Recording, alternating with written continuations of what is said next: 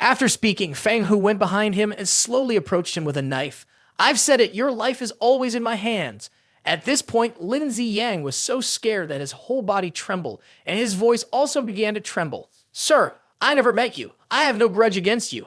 I just heard that you are a newcomer in the spiritual power profession, so I came here to invite you to join the Light Club. After retracting his words, Fang Hao's face remained calm with a slight smirk on his mouth. Oh, you're wrong. Actually, we do have a grudge. I killed my cousin. Don't you want revenge for him? After he said this, Lin Ziyang was extremely shocked, sweating profusely. How does he know my identity? How does he know I came here to seek revenge on him? After thinking for a moment, Lin Ziyang hesitantly said, my cousin is not a good person. He deserves to be killed. Before he could finish his sentence, Fang Hou sneered, no, you must keep our family tidy and clean. If I have to kill your cousin, then I have to kill you too. As he spoke, he raised his hand holding a knife. In an instant, a burst of light flashed by. Lin Ziyang cried out in pain as he was only cut on the skin by the knife, but the small wound was unbearable.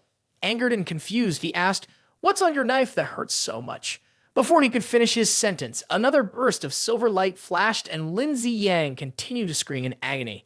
Despite his cries, Fang Hou did not stop and continued to rapidly cut Lin Ziyang, who could only scream in pain as countless bursts of light passed by with each strike. Up to more than 100 knife slashes, Lin Ziyang's voice clearly became hoarse, the madness on his face disappeared, leaving only endless fear. He gasped and began to beg Fang Hou, please kill me, kill me. At this moment, Fang Hou calmly looked at him with no hint of emotion on his face. It seems that you have regained control of your senses.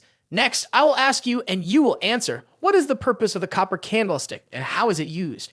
At this point, Lin Ziyang had been tortured to the point of collapse. Without thinking, he hurriedly said, the copper candlestick can resist demon attacks because the club master lent it to me so that I can protect myself during the strange event, conveniently breakthrough.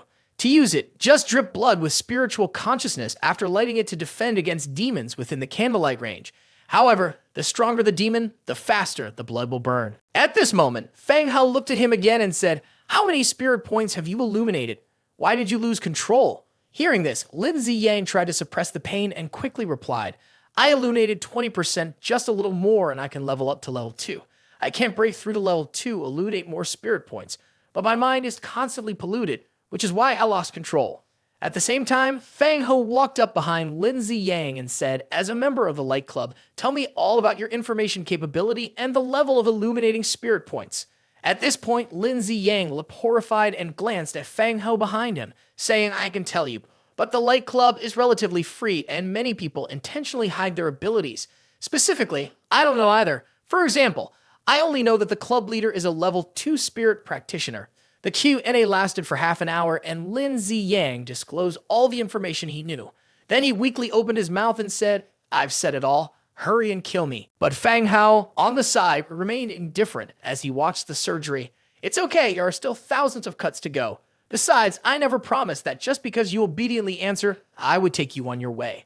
Hearing this, Lin Ziyang completely collapsed. He threw his head back, shouting loudly, you're a fraud, a scoundrel.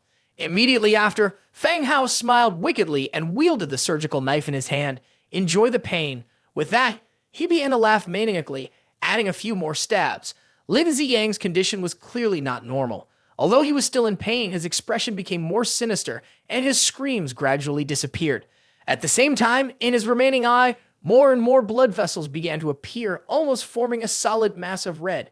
Furthermore, his eyeballs bulged more and more as if they were about to pop out. His mouth continued to shout loudly, I will kill you. I will kill you. When he added a few more stabs, Fang Hou clearly felt that something was not right, and Lin Ziyang's screams suddenly disappeared. This sudden silence immediately made Fang Hou look unhappy, raising the knife and stabbing a few more times. Why aren't you screaming anymore? Why are you screaming anymore? Suddenly, Lin Ziyang's whole body began to tremble violently, as if there were countless mice running wild under his skin, his mouth even growing sharp teeth, his eyes bulging out even more, and the direction of movement of those mice was clearly towards the skull, more precisely towards the eyes on the skull. Immediately after that, a strong and strange spiritual power suddenly burst forth from Lin Ziyang. Seeing this, Fang Hou's eyes lit up with excitement. This is completely uncontrollable spiritual power. It's about to mutate. Fang Hou was extremely excited, but this was also the first time he had humiliated his spiritual practitioners. So to prevent any mishaps, Fang Hou decided to sever his ability to act. Seeing only 4 streams of light passing through, Fang Hou directly cut off Lin Ziyang's hands and feet. As a result, after Lin Ziyang's hands and feet were cut off, he just went crazy, screaming and flailing, immediately starting to gasp for breath. Then his head, which was originally held high, also bowed down motionless, no longer breathing. Seeing this, Fang Hou frowned. Is he dead? Can't be reconnected, or did I use too much force? Just as he was somewhat uncomfortably wiping the surgical knives, suddenly he seemed to hear a kind of faint sound, pleasing to the ears as if the nerves were moving. Fang Hou looked in the direction of the noise, but after observing everywhere, he still couldn't find it. But at this moment, in front of him that he couldn't see, Lin Ziyang's only remaining eye was really reaching out from the eye socket like an octopus. At this moment, Fang Hou was extremely shocked and couldn't believe his eyes. He stared in disbelief, only to see 4 tentacles clinging to the eye socket of Lin Ziyang, exerting force, causing the eyeball to be pulled out of the socket, even making a sound as if opening a thermos bottle. Seeing this, Fang Hou immediately stepped back more than 10 meters, only to see that the eye was completely covered in red, with only the copper-colored iris standing on Lin Ziyang's forehead. Looking around and then quickly crawling onto Lin Ziyang's forehead like a spider. Immediately after, it used its dark pupil to stare intensely at Fang Hou, almost locking onto the target in 0.1 seconds, causing Fang Hou to furrow his brows, instead showing a sinister smile, while casually looking at the eyeball and saying, "Interesting." The next moment, the eyeball used its strength to jump up, like an arrow leaving the bowstring, fiercely rushing towards Fang Hou. Seeing this, Fang Hou almost simultaneously swung his knife to cut, intending to cut the 2 abnormal eyes, but the eyeball had truly changed direction in the air, extremely dangerously skimming past the knife. At this moment, only a thud was heard, the eyeball falling into Fang Hou's knife handle, tightly wrapped to the hilt. Seeing this, Fang Hou's expression remained unchanged, immediately pulling the knife in his left hand quickly towards the eyeball. But the eyeball was like an octopus, hesitantly using all its strength to push up, and in the blink of an eye had jumped to where Fang Hou was. Seeing this, Fang Hou immediately made a judgment in his heart. Its target is the eye. Therefore, in the next moment, he directly abandoned the attempt to catch it by the throat, and instead preemptively reached out towards the eye. Indeed, he had caught the ball accurately. Now Fang Hou looked at the ball in his hand with focused eyes and silently thought to himself, "I caught you." But 2 seconds later, a strange vibration suddenly emitted from the ball. Fang Hou immediately felt darkness before his eyes, and his consciousness began to blur. His hand involuntarily let go, allowing the ball to stab into his right eye, instantly robbing him of his sight. Fang Hou could clearly feel that his right eye was being swallowed by the ball, intense pain engulfing him. Without hesitation, Fang Hou reached out and grabbed the last protrusion on the ball that hadn't gone in yet. The scene was chilling, a man with an emotionless face, gripping a protrusion emerging from his eye socket. But it was too slippery, and in a blink of an eye, it slipped out of his grasp. With a sound like slurping noodles, the entire thing went straight into Fang Hou's right eye, but his face remained calm. To him, this strange little incident was nothing at all. In the next second, he reached out with a finger and fiercely poked at his right eye, but just as the fingertip was about to touch the eyeball, it suddenly stopped. He realized that he could see with his right eye again. Previously, his right eye had been eaten, completely blind, but now, after this strange eyeball entered, he could see once more. So Fang Hou decided to wait a little longer. Very quickly, a strange scene appeared. His right eye actually began to move on its own, a sight that was difficult to imagine for ordinary people. The left eye didn't move at all, while the right eye was restless, even starting to roll. The black pupil had completely moved to the upper eyelid, and then directly flipped inside. At this moment, 2 images immediately appeared in Fang Hou's mind. One was the dark warehouse that his left eye saw, and the other was the bright red color and the tangled blood vessels that his right eye saw, even seeing the scene inside the smelting furnace. At the same time, he heard the voice of Lin Ziyang in his head. "The winner takes all. Indeed, you didn't deceive me. The weak flesh and blood, strange and bizarre, I have become Lin Ziyang." At this moment, the voice was extremely insane, completely unrecognizable as a human voice, more like a monster's. "Fang Hou, I will take over your body. I will imprison your consciousness. You will suffer forever in this body." In the face of such a strange scene, there was no trace of emotion on Fang Hou's face. Only when he heard the words, "suffer forever," did he smile and say, "Let me feel the pain then." At this moment, his mouth unconsciously curved, revealing a set of dazzling white teeth under the dim light. He looked extremely frightening. "My pain is greater than yours." At the same time, a strange spiritual fluctuation emanated from Lin Ziyang's eyes. This fluctuation went straight to the brain, directly attacking the mind, while Lin Ziyang's voice echoed, "Wait until I gain control of your body. I will use it to devour all of your loved ones alive, causing you unbearable pain."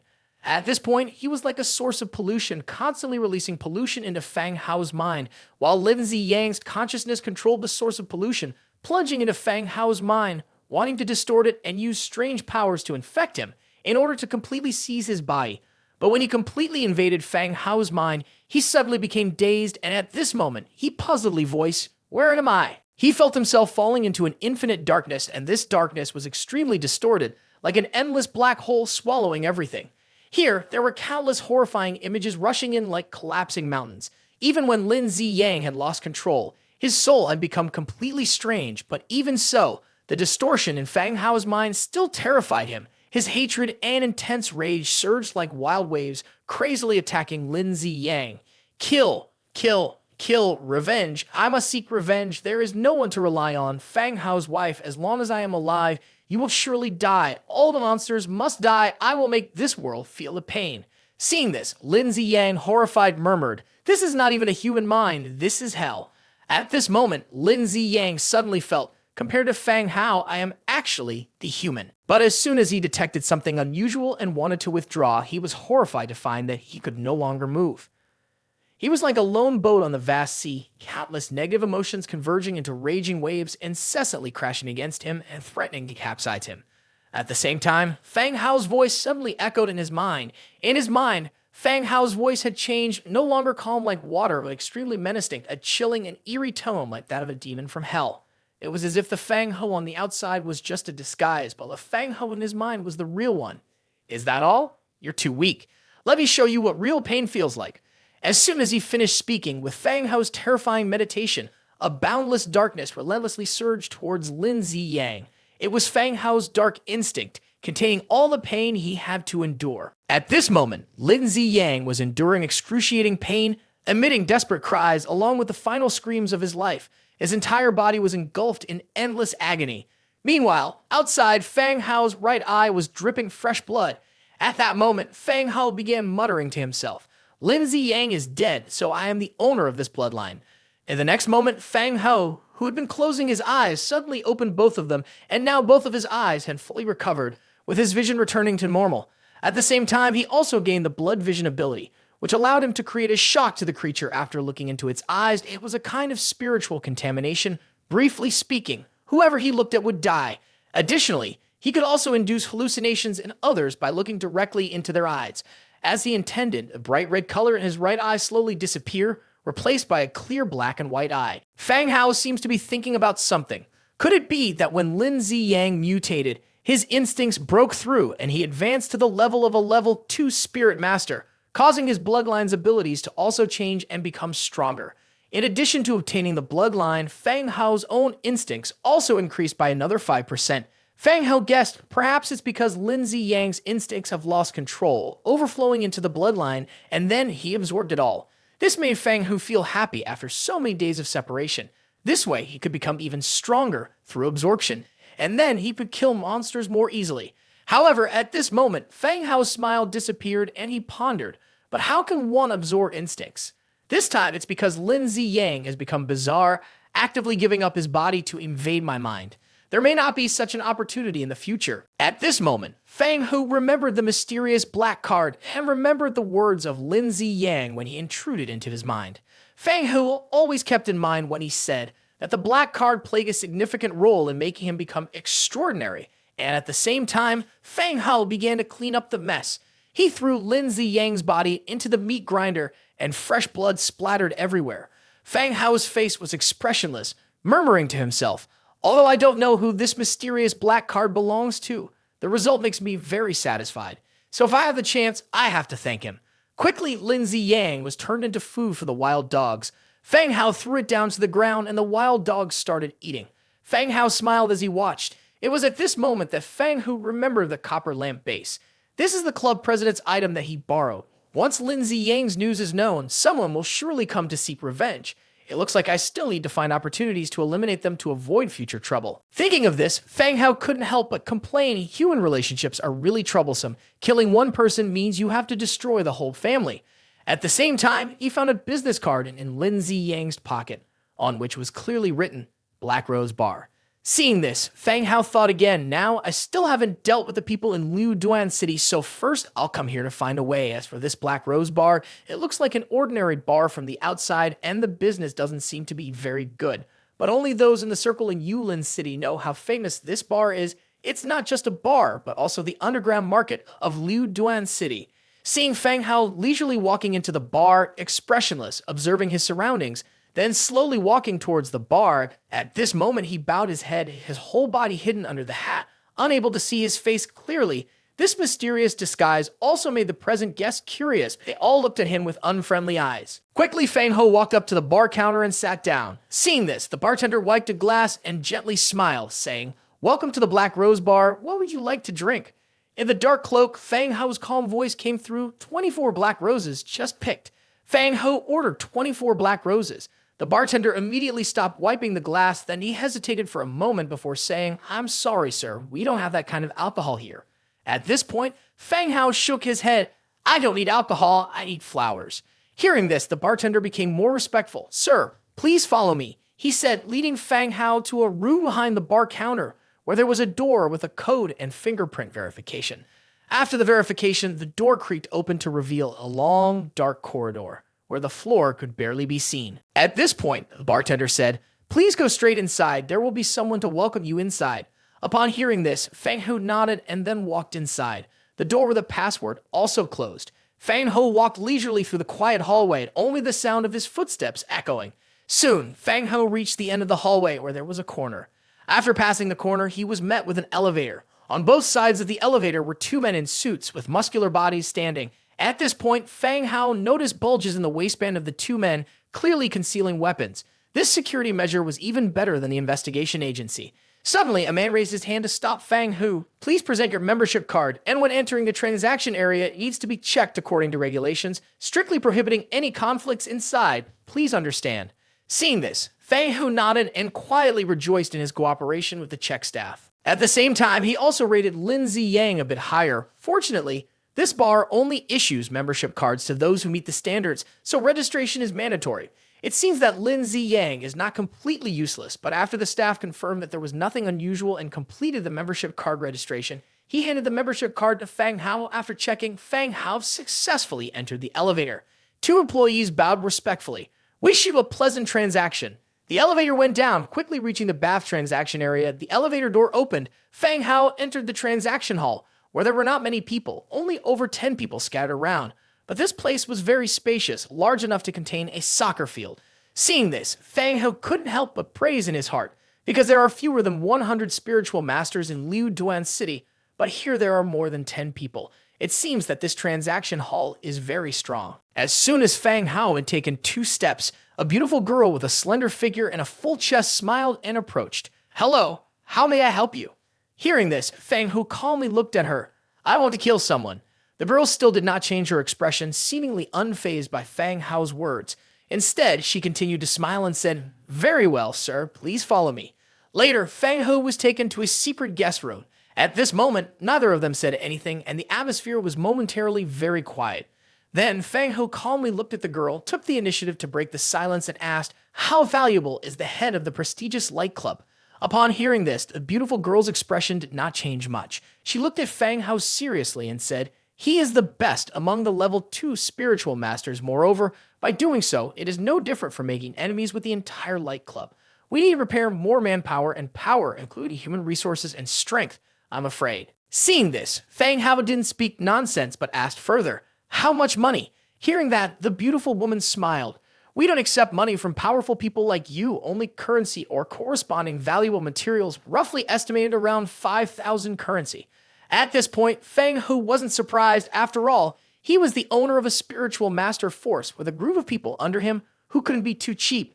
Right after that, Fang Hou asked again, "What about Tan Guang Yuan and Lai Ji Wai of the Light Club? Although Tan Guang Yuan is not a level 2 spiritual master, he is a core member of the club."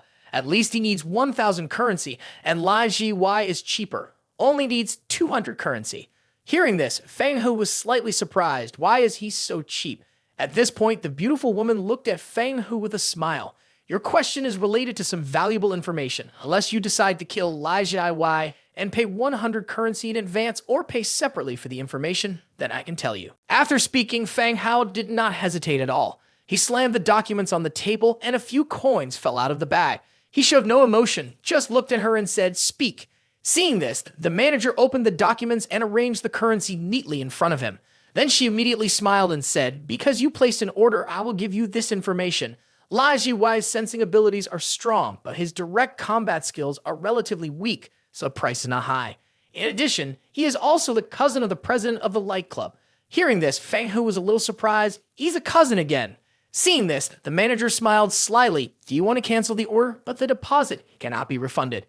At this point, Fang Hou calmly said, "I kill my own family whenever it's necessary. If the action fails, then what?" The beautiful manager smiled as she looked at Fang Hou. "The specific time is a secret of the industry. I cannot disclose it, but we will respond to you within a week. You can also download the assassination app to track real-time information on your target. After a successful assassination, you will have a month to confirm the target's death and make the remaining payment within a month. At the same time, you will receive a reminder on your phone for new messages. Please check your order." Seeing this, the manager glanced at it for a moment, then smiled apologetically to Fang Hou. "Sorry, the workload is a bit heavy." After saying that, she stood up from the sofa. "If the assassination fails, you can choose one of the following two options. We will refund half of the mission's payment, or we will find a stronger assassin." After receiving the order, she handed Fang Hou a contract. "You can look through this contract. All the terms and conditions for guaranteeing the aftercare are stated in it. You can rest assured." However, as soon as Fang Hou accepted the contract, he felt a strange fluctuation on it. At that moment, he looked at the contract and immediately thought to himself, "This contract has the power of the weeping demon." At the same time, a glint appeared in the eyes of the manager. To be able to accurately discern the weeping demon's breath, it shows that he also possesses the weeping demon, at least in direct contact. Then she looked at Fang Hou and smiled, saying, "You have a sharp eye. This is used to ensure the effectiveness of the contract to make it easier for us to find people." Hearing this, Fang Hou looked at the contract in his hand and said, "So, even if I sign a fake name, it won't affect anything." After saying that, he signed a large 6 on the contract, and without saying anything else, he stood up and walked away. The manager respectfully bowed. "The customer leaves at ease. We welcome you back next time." Leaving the underground market, Fang Hou walked around outside for a few rounds, using surveillance to investigate for a while. After determining that no one was following him, he felt at ease to go home, paying 200 currency without regret. Although it could be considered a blow to the eyes of the Light Club, it was worth it. If he had more money, he would have directly bought the club's network. Thinking of this, he couldn't help but sigh. "It seems I still have to make money first."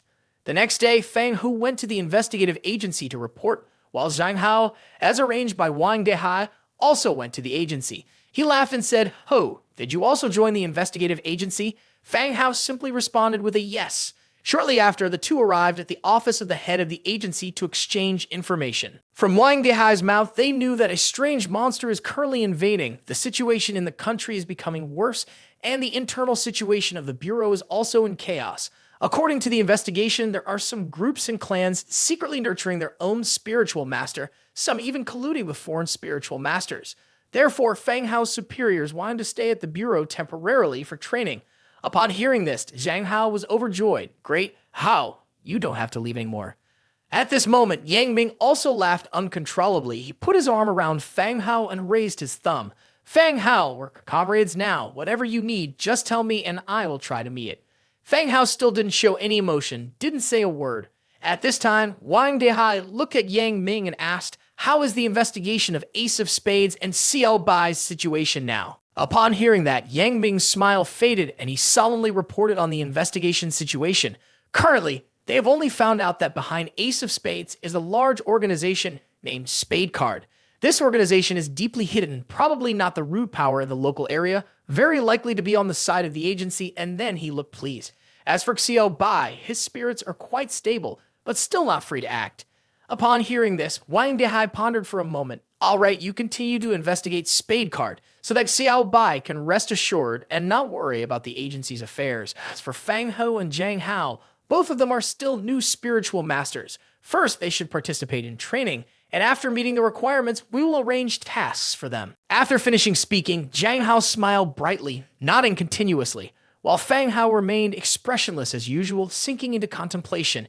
Ace of Spades disguised as a seductive demon, King of Spades knows how to transform into strange monsters. This organization seems interesting.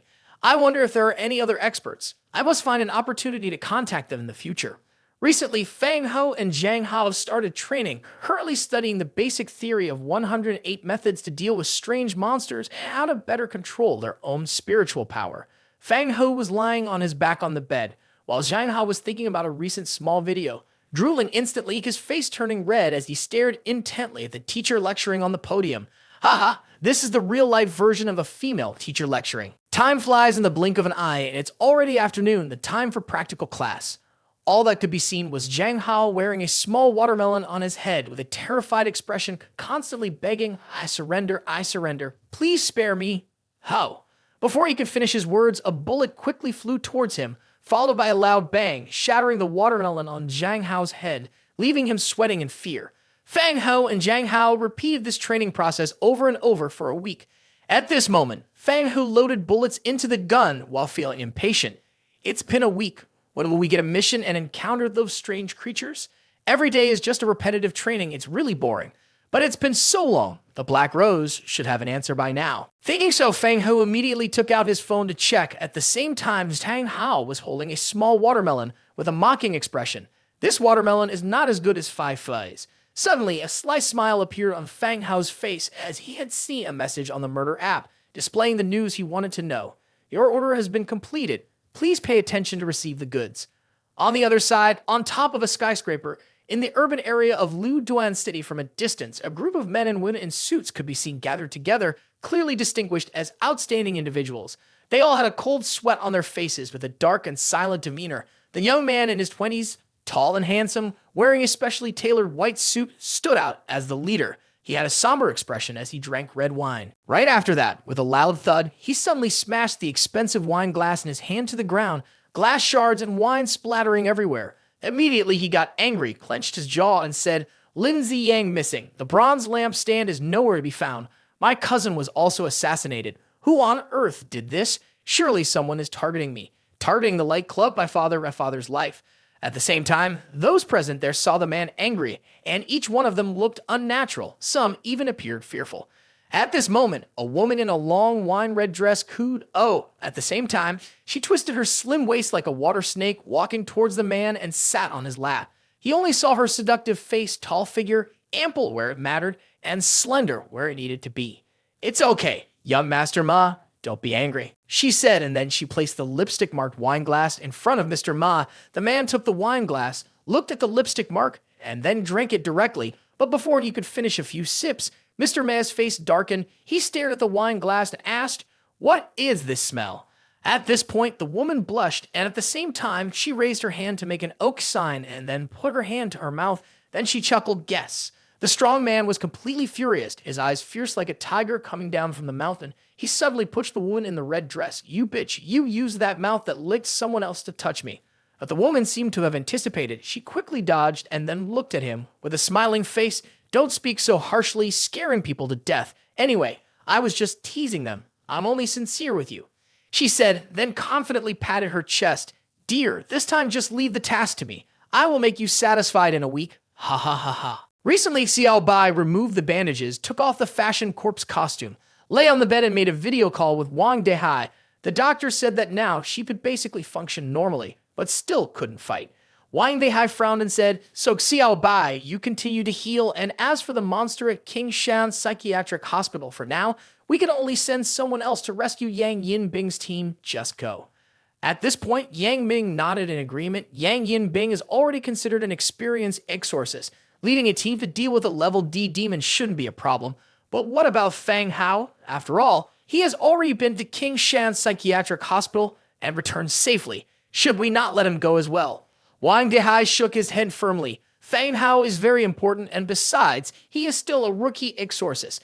I should still arrange for him to handle the level D demon event first, wait until he gains experience and improves his spiritual powers.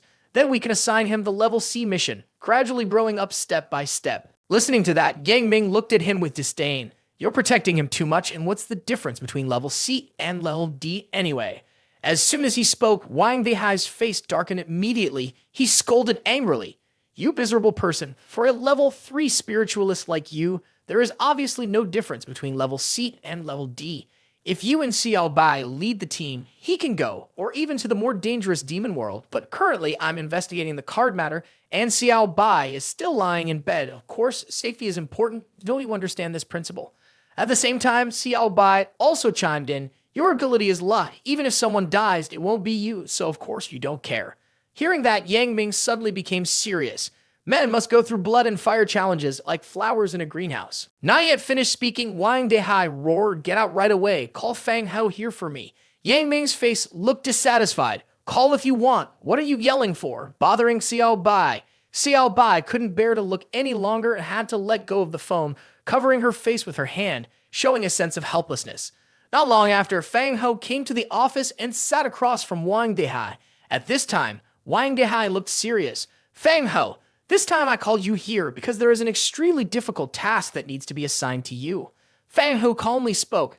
I definitely won't take on tasks unrelated to my duties. Immediately after, Wang Dehai handed him the investigation report. This time it is to send you to investigate and resolve the supernatural event at Hai Shui Hamlet. Seeing this, Fang Hou became interested and immediately took the documents for careful consideration. Hai Shui Hamlet, I've never heard of this village before. Upon hearing this, Wang Dehai's expression became serious. It's normal that you don't know about this village. Hai Shui Hamlet is a remote and small village in the outskirts of our Liu Duan city. Because of the road conditions, very few people visit this village, so not many people know about it. Hai Shui Hamlet has a river called Hai Shui Ha, and the villagers named themselves after this river. In recent years, there have been quite a few villagers who drowned in Hai Shui Ha. At first, everyone thought it was just normal drownings, but according to the villagers, there is a water monster in Hai Shui Ha that pulls people's legs when they swim in the river, and then even stranger things happen. Captain Wang continued, it is said that there was a villager who was sleeping in his house, but when he woke up, he found himself lying on the river bank, half of his body submerged in the water. If he hadn't woken up in time, he would have drowned. There are many strange legends like this in Hai Shui Hamlet. After the investigation, it was preliminarily determined that a paranormal event occurred, and it was named Water Demon, preliminarily rated as level C. At this moment, Fang Hou listened to Wang Dehai's description while looking at the documents in his hand with a pensive expression, because solving a level D paranormal event could earn an additional reward of 10 Su souls. A level C event would earn 100 Su souls, and a level B event would earn 1,000 Su souls, increasing gradually.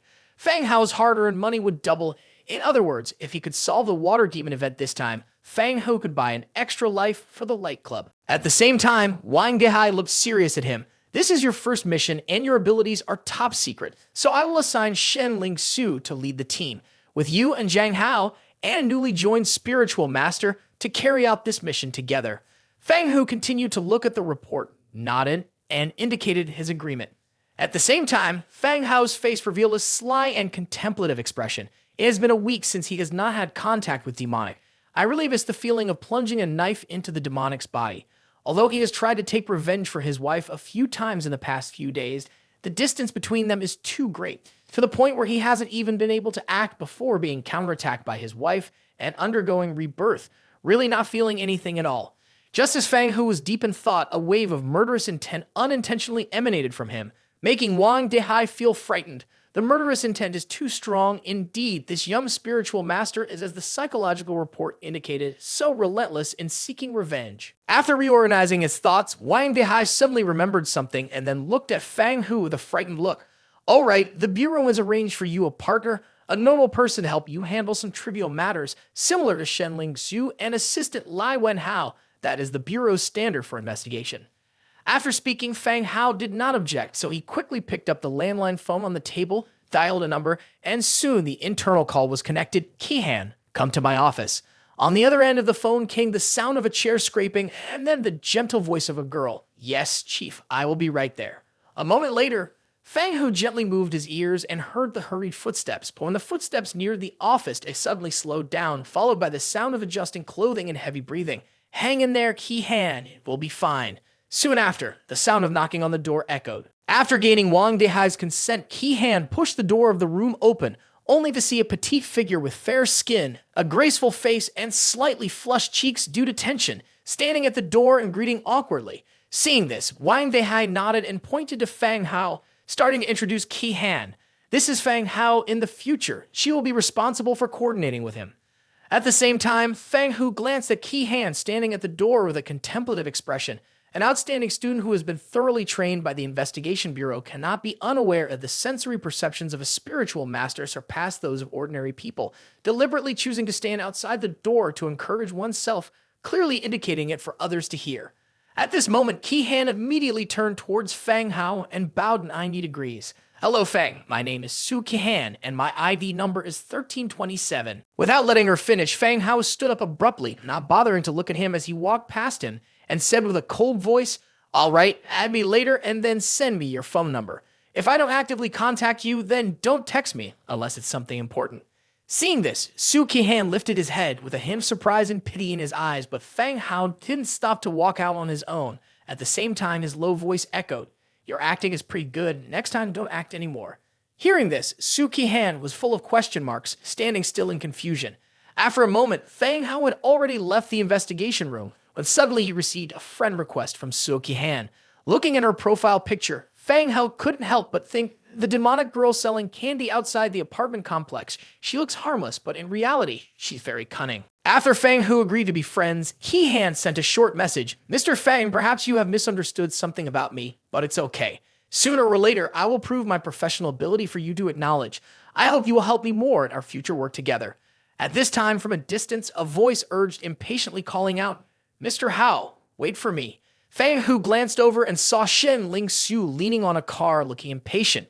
"You have a habit of being late. Even a snail is faster than you," he remarked. Chang Hao, on the other hand, smiled and waved. Despite the urging, Fang Hou did not rush to get into the car. In addition to Shen Ling Xiu and Zhang Hao, there was a chubby man in the car. At this moment, he had a self-satisfied look on his face. "Allow me to introduce myself. My surname is Liu, and my name is Dan Ming, a handsome man.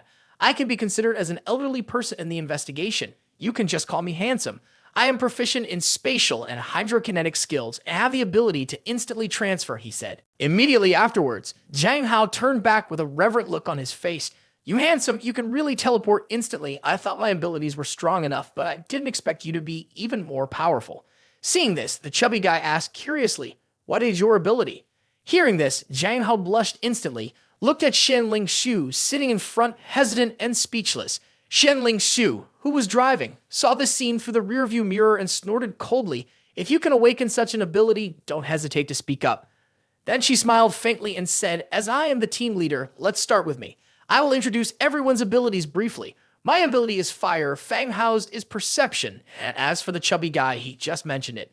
As for Zhang Hao, he's also too embarrassed to say, but his ability is sexual prowess." With these three words just uttered by Shen Ling Xiu, Zhang Hao immediately blushed, and the fat man sitting next to him laughed so hard that tears flowed. "Good heavens, my friend, you are truly a genius. Sexual prowess. What are you thinking? How to deal with demons with that ability? Or do you intend to make love to demons?" While the fat man was laughing heartily, Shen Ling Xiu threw a bucket of cold water on him. "Do you still dare mock others? You can only move 10 centimeters in 1 hour. What's there to boast about?" Hearing this, the fat man's laughter suddenly stopped as if he had turned into a wax statue, standing still in place unexpectedly. Zhang Hao burst into laughter at this moment, using his hand to signal the distance. "Ha ha ha! Moving 10 centimeters, this distance is not even half of mine." Seeing this, the fat man became furious and shouted, "That was in the past. Now I have progressed. I can move 20 centimeters in half an hour." Then the two people started arguing, and Shen Ling Xiu, who was driving, heard the loud argument and frowned. Immediately after, a purple flame flew towards the two people sitting in the seats, and after a sound, the argument disappeared, and the two immediately fell silent, bowing their heads as if they were conversing with each other. At the same time, Shen Ling Xiu shouted loudly enough, "From now on, if anyone dares to say another word, I will throw that person out of the car, and they will have to run to Hai Shu Hamlet." Hearing this, the two people didn't have time to wipe themselves, and they immediately shouted in unison, "Sorry," obeying orders. As for Fang Hou, he remained uninvolved from beginning to end, not saying a word. However, in his heart, he had some doubts. An event as serious as this demonic incident, and they only dispatched a spiritual master and 3 people without the ability to fight directly to handle it. Is it because the mission is too simple? Or is it because the investigation team is so short-staffed? Fang Hou didn't know that maybe just going to the village will clarify the situation.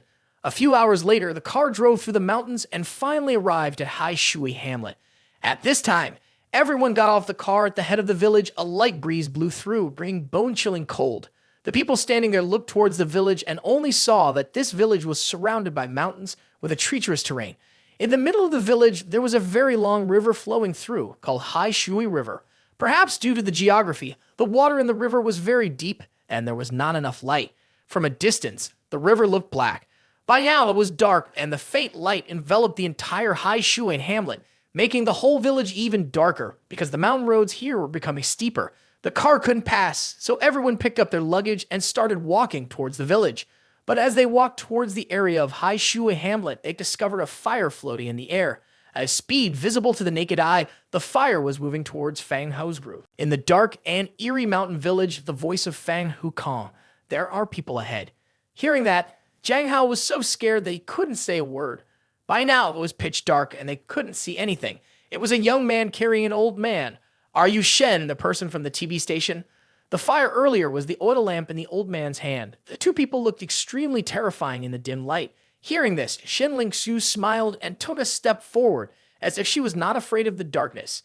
"Yes, it's me, and you are village head Wang Online."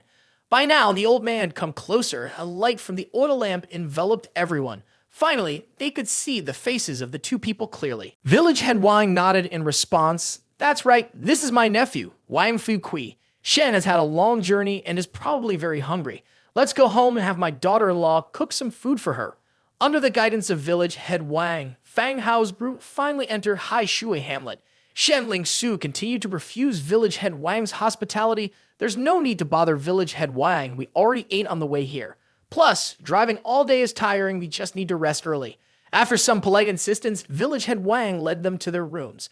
As soon as Shen Lingxiu entered her room, she immediately went to the bathroom to relax in the hot water. As she reached out to touch a faint pink tattoo, she seemed like she wanted to do something. But suddenly her expression changed and she quickly dressed, looking embarrassed. It's still best to be careful outside. Seeing her coming out of the living room in her nightgown, Shen Lingxiu looked at the 3 of them while drying her hair and asked, "Did you notice anything unusual?" Hearing this, and Bio turned his head with a sad face and said, "Nothing." Seeing that, Shen Lingxiu nodded and said, "If there's nothing, then go to bed early. Tomorrow morning we will go to Hai Shui Ha. According to the documents, the demonic is very likely related to Hai Shui Ha." Suddenly, Fang Hou calmly spoke up, "Hair." Hearing this, Shen Lingxiu immediately turned around and looked at Fang Hou. "What are you saying?" It turned out that Fang Hou had noticed the hair quality of the villagers is too good, especially village head Wang, who is over 70 or 80 years old and doesn't have a single gray hair. Hearing this, and Bio couldn't believe it, it's probably just hair dye and hair treatment. But in Fang Hou's eyes, this was completely unnecessary. At the same time, Shen Lingxiu bowed her head in thought and nodded in agreement. Fang Hou is right. Hai Shui is such a small hamlet where everyone knows each other. Village head Wang is a very traditional person who doesn't need to dye his hair. Besides, if you want to buy hair dye, you have to go to the town, which is a few hours' drive from the city. Too much of a hassle. After speaking, she looked at the 3 of them with a serious expression. "The 3 of you are newcomers, so it's best to take turns standing guard while sleeping in the same room." Before she finished speaking, Fang Hou suddenly stood up and went outside. This sudden action made Shen Lingxiu suspicious, and seeing this, Jiang Hao hurriedly asked, "Ku, where are you going? Are you not sleeping with us? How will you handle encountering a ghost alone?" But Fang Hou didn't respond and went out of the room alone. Because compared to facing a demon alone, he is more worried about everyone gathering together. On the contrary, it would prevent demonic from appearing. Moreover, what makes him most suspicious is that since entering Hai Shui Hamlet, Fang Hou has found that there is no demonic here. After observing, he went into the room and lay on the bed lost in thought. Because there is no demonic here, Fang Hou only met one time like that, which is the demonic at King Shan Psychiatric Hospital. Because demonic has merged into reality, demonic has also become tangible from nothingness. Could it be that Hai Shui Hamlet is also demonic, but demonic does not come out? However, there is no phone signal at the psychiatric hospital, while here, although it is a mountainous area, the signal is weak, but there is still a network.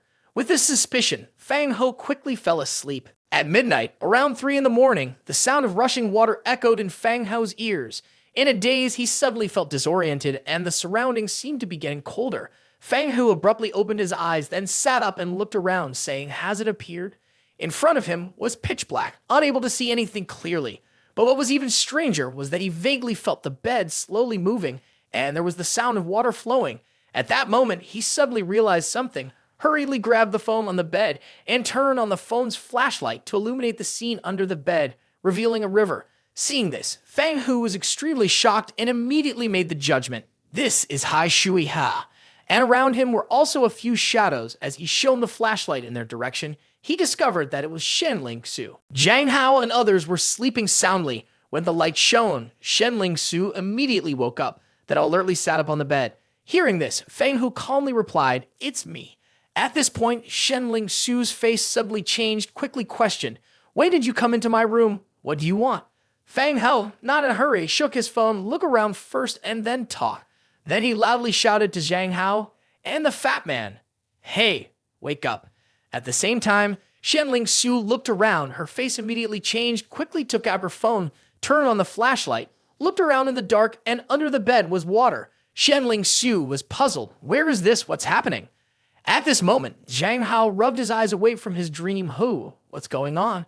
Suddenly, a shadow quickly rushed towards him. Still shocked, shouted, "Damn it." It turns out that the fat man, after seeing the scene around him, was so scared that he didn't know what to do. He panicked and hugged Jiang Hao next to him, as if hugging a lifeline. Where is this? Are we supposed to be sleeping? Why suddenly appear on the river? This doesn't make sense at all. Jiang Hao, strong as he was, also felt uneasy about this sudden movement, causing a sense of fear in him. "Fat man, don't move around recklessly with your weight. If you move around recklessly, the bed will overturn. Save me, Mr. Hao." But at this moment, Fang Hao did not pay attention to him, but calmly observed the surrounding scene. He keenly noticed, "This is Hai Shui Ha. Demonic has appeared, and we are moving towards the center of Hai Shui Ha." Immediately, he shone his flashlight towards the center of Hai Shui Ha, vaguely able to see a black and deep vortex, like a giant mouth wanting to swallow them. Seeing this, Jiang Hao's and the fat man's faces changed. They immediately hugged each other tightly. "It's a whirlpool. Run away." The fat man panicked and replied, "How can we run away? There's water all around us." Then the two argued again. "It's okay. I know how to swim." The fat man immediately scolded, "What do you mean you know how to swim? What if there's a demonic waiting for you to jump into the water?" Hearing the argument, Shenling Su felt her head about to explode. At this moment, her face turned pale, full of anger. The next second, she angrily shouted at the two, "Shut up, all of you. No one is going down. Paddle with your hands." So Jiang Hao and the chubby guy immediately split up and started paddling, while Fang Hao stood by calmly. But in his eyes, paddling with hands was a foolish thing to do. A demonic could quietly move someone to Hai Shui Ha. So how could it be easy to leave? He just saw the chubby guy paddling nonstop, but there was no sign of movement shortly after. He looked panically at Jiang Hao, whispering, "No, we've been paddling but not moving. Is there something pulling us under the water?" Hearing this, a sense of fear rose in Jiang Hao's heart. Before he could finish speaking, Shenling Su immediately interrupted his thoughts. "This demonic can control the Hai Shui Ha water, which is its home, so we absolutely cannot go into the water. Furthermore, even though I have the highest combat power in the team, my fire abilities are restricted by water, so I can only defend myself." Hearing this, Jiang Hao habitually looked towards Fang Hao and asked, "Ho, what should we do now? The tornado is getting closer." Suddenly, Jiang Hao's expression changed, his panic turning into curiosity. "Ho, what are you doing?" He saw Fang Hao taking out the items from his backpack, including rope, a shovel, pliers, and various other tools that he had prepared. At this moment, Fang Hao held the rope and shovel of the soldier, connected the two together, and then stood up to spin the tool in his hand, while observing around looking for a suitable throwing point. The next moment, he suddenly threw the shovel out, the shovel carrying the rope like an arrow leaving the bow, quickly flying forward and accurately hitting the trunk of the tree, getting stuck in the middle of the branches. He then tried to pull it several times to confirm that it was secure, then immediately turned to look at the other three people.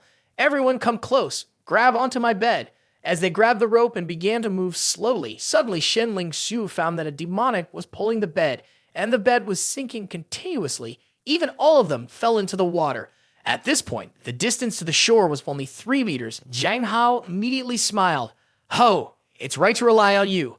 But at this moment, Shenling Su suddenly discovered something unusual. She exclaimed in astonishment, "The tornado in the center has disappeared." Hearing that, everyone turned back to look, and all of them looked terrified, while Fang Hou calmly thought the tornado could very well be a hiding place of the demonic. But now that the tornado has disappeared, it means it may have passed us. However, this possibility is not high, so the only other possibility is that it has found its way to us. Hearing this, Zhang Hao immediately became frightened, dropping the rope and shouting in panic. At the next moment, everyone suddenly felt their bodies stinking, or more precisely, the bed was sinking. Seeing this, Shenling Su's face immediately changed. This demonic is pulling the bed. She quickly shone the flashlight into the water. The dark water seemed to be able to swallow the light, making it impossible to see clearly, only able to vaguely see something dark hair swimming under the water. At this moment, Shenling Su tightly gripped the white table. A bright, hot flame appeared in her hand. With a hiss, she threw the flame towards the river. The water immediately boiled, countless hot steam rising up. However, it had no effect. The bed continued to sink. At this point, the bed had sunk more than halfway, about to be completely submerged. Seeing this, Shenling Su was not resigned to die here, so she continued to throw fire into the water like attacks on the surface that had no effect on the demonic. She could only watch as the bed continued to sink, eventually completely submerging. Everyone fell into the water. At this point, the fat man flailed in the water, continuously gulping down the cold river water, saying, "Save me, I can't swim." In the midst of panic, the fat man hugged Zhang Hao tightly. Zhang Hao immediately felt suffocated, saying, "You damn fat man, don't drag me down with you." Seeing this, Fang Hou grabbed the fat guy by the neck, causing him to immediately pass out. Zhang Hao successfully lifted his head out of the water, then took a deep breath and grabbed the fat guy with his other hand, saying, "Damn it, you almost killed me. Thank you, Ho." After that, everyone followed the rope towards the shore while the fat guy was tied up with the rope. But at this moment, Zhang Hao noticed that Fang Hao suddenly stopped. Seeing this, Zhang Hao asked anxiously, "Who? Are we going to the shore?" At the same time, Shenling Su wondered, why haven't we been attacked by the demonic creature, even though we fell into the water? Hearing this, Fang Hou immediately turned around and stared at Shenling Su, causing her to blush. Then she quickly hugged herself and asked, "What are you looking at?" Fang Hou calmly replied, "Shenling Su, ignite the fire. Water opposes fire. This water demon is refraining from your power. It will only appear when your power is depleted. Then we will have a chance to deal with it." Upon hearing this, Shenling Su immediately became frightened. "So what should I do when my spiritual power runs out and the demonic appears? None of you are capable of direct combat." As soon as she finished speaking, Fang Hao looked at her seriously. "It's okay. I will take care of it. I have seen a glimmer of hope." Seeing this, Shenling Su hesitated for a moment but ultimately followed through. She raised her right hand and made a swift motion, and a bright, hot flame erupted. At the same time, Zhang Hao, standing beside her, casually remarked, "It's so warm, like bathing in hot springs."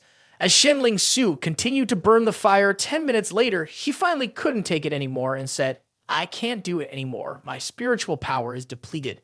Then the flames slowly died down and darkness once again surrounded them. The only sound that could be heard was the flowing water, and Fang Hao remained calm, his eyes scanning the surroundings without blinking.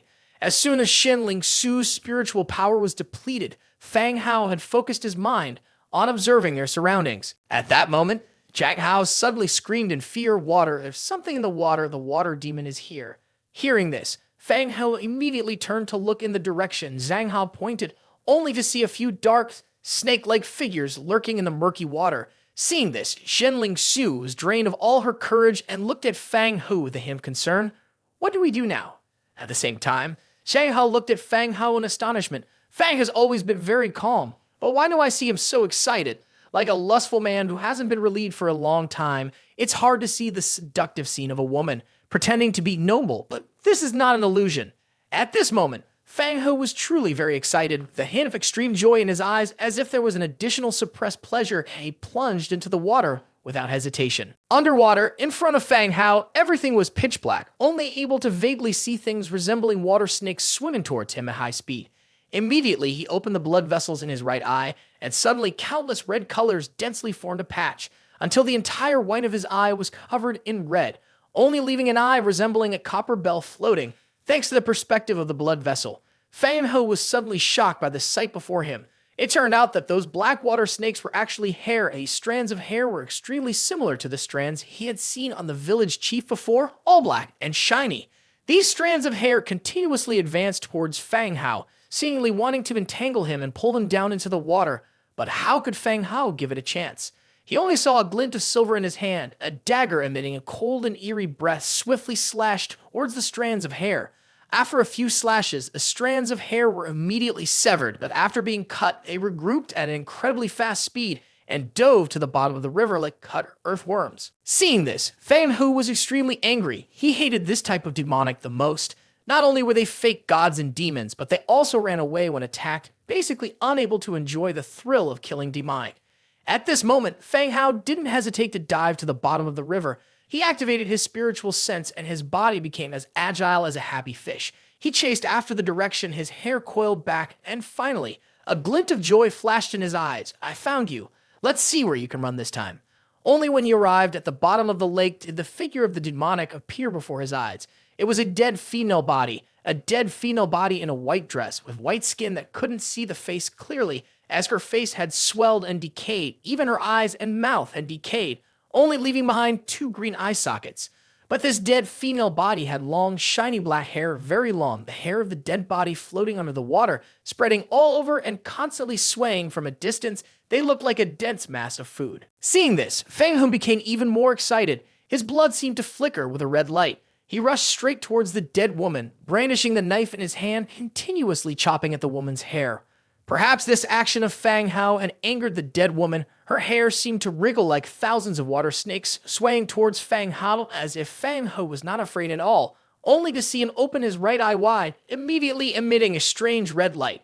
Under the shining of the fierce red eyes, the dead woman seemed to be struck hard, even letting out a desperate scream. Her hair that covered everything suddenly rushed forward, as if it was terrified by something, suddenly shrinking back. At the same time, Fang Hou at this point felt dizzy from holding his breath underwater for too long, causing him to start running out of oxygen. However, he didn't stop there. Taking advantage of the agony of the dead woman, he tried to swim to the front of the dead woman's body because he had to make demonic feel pain.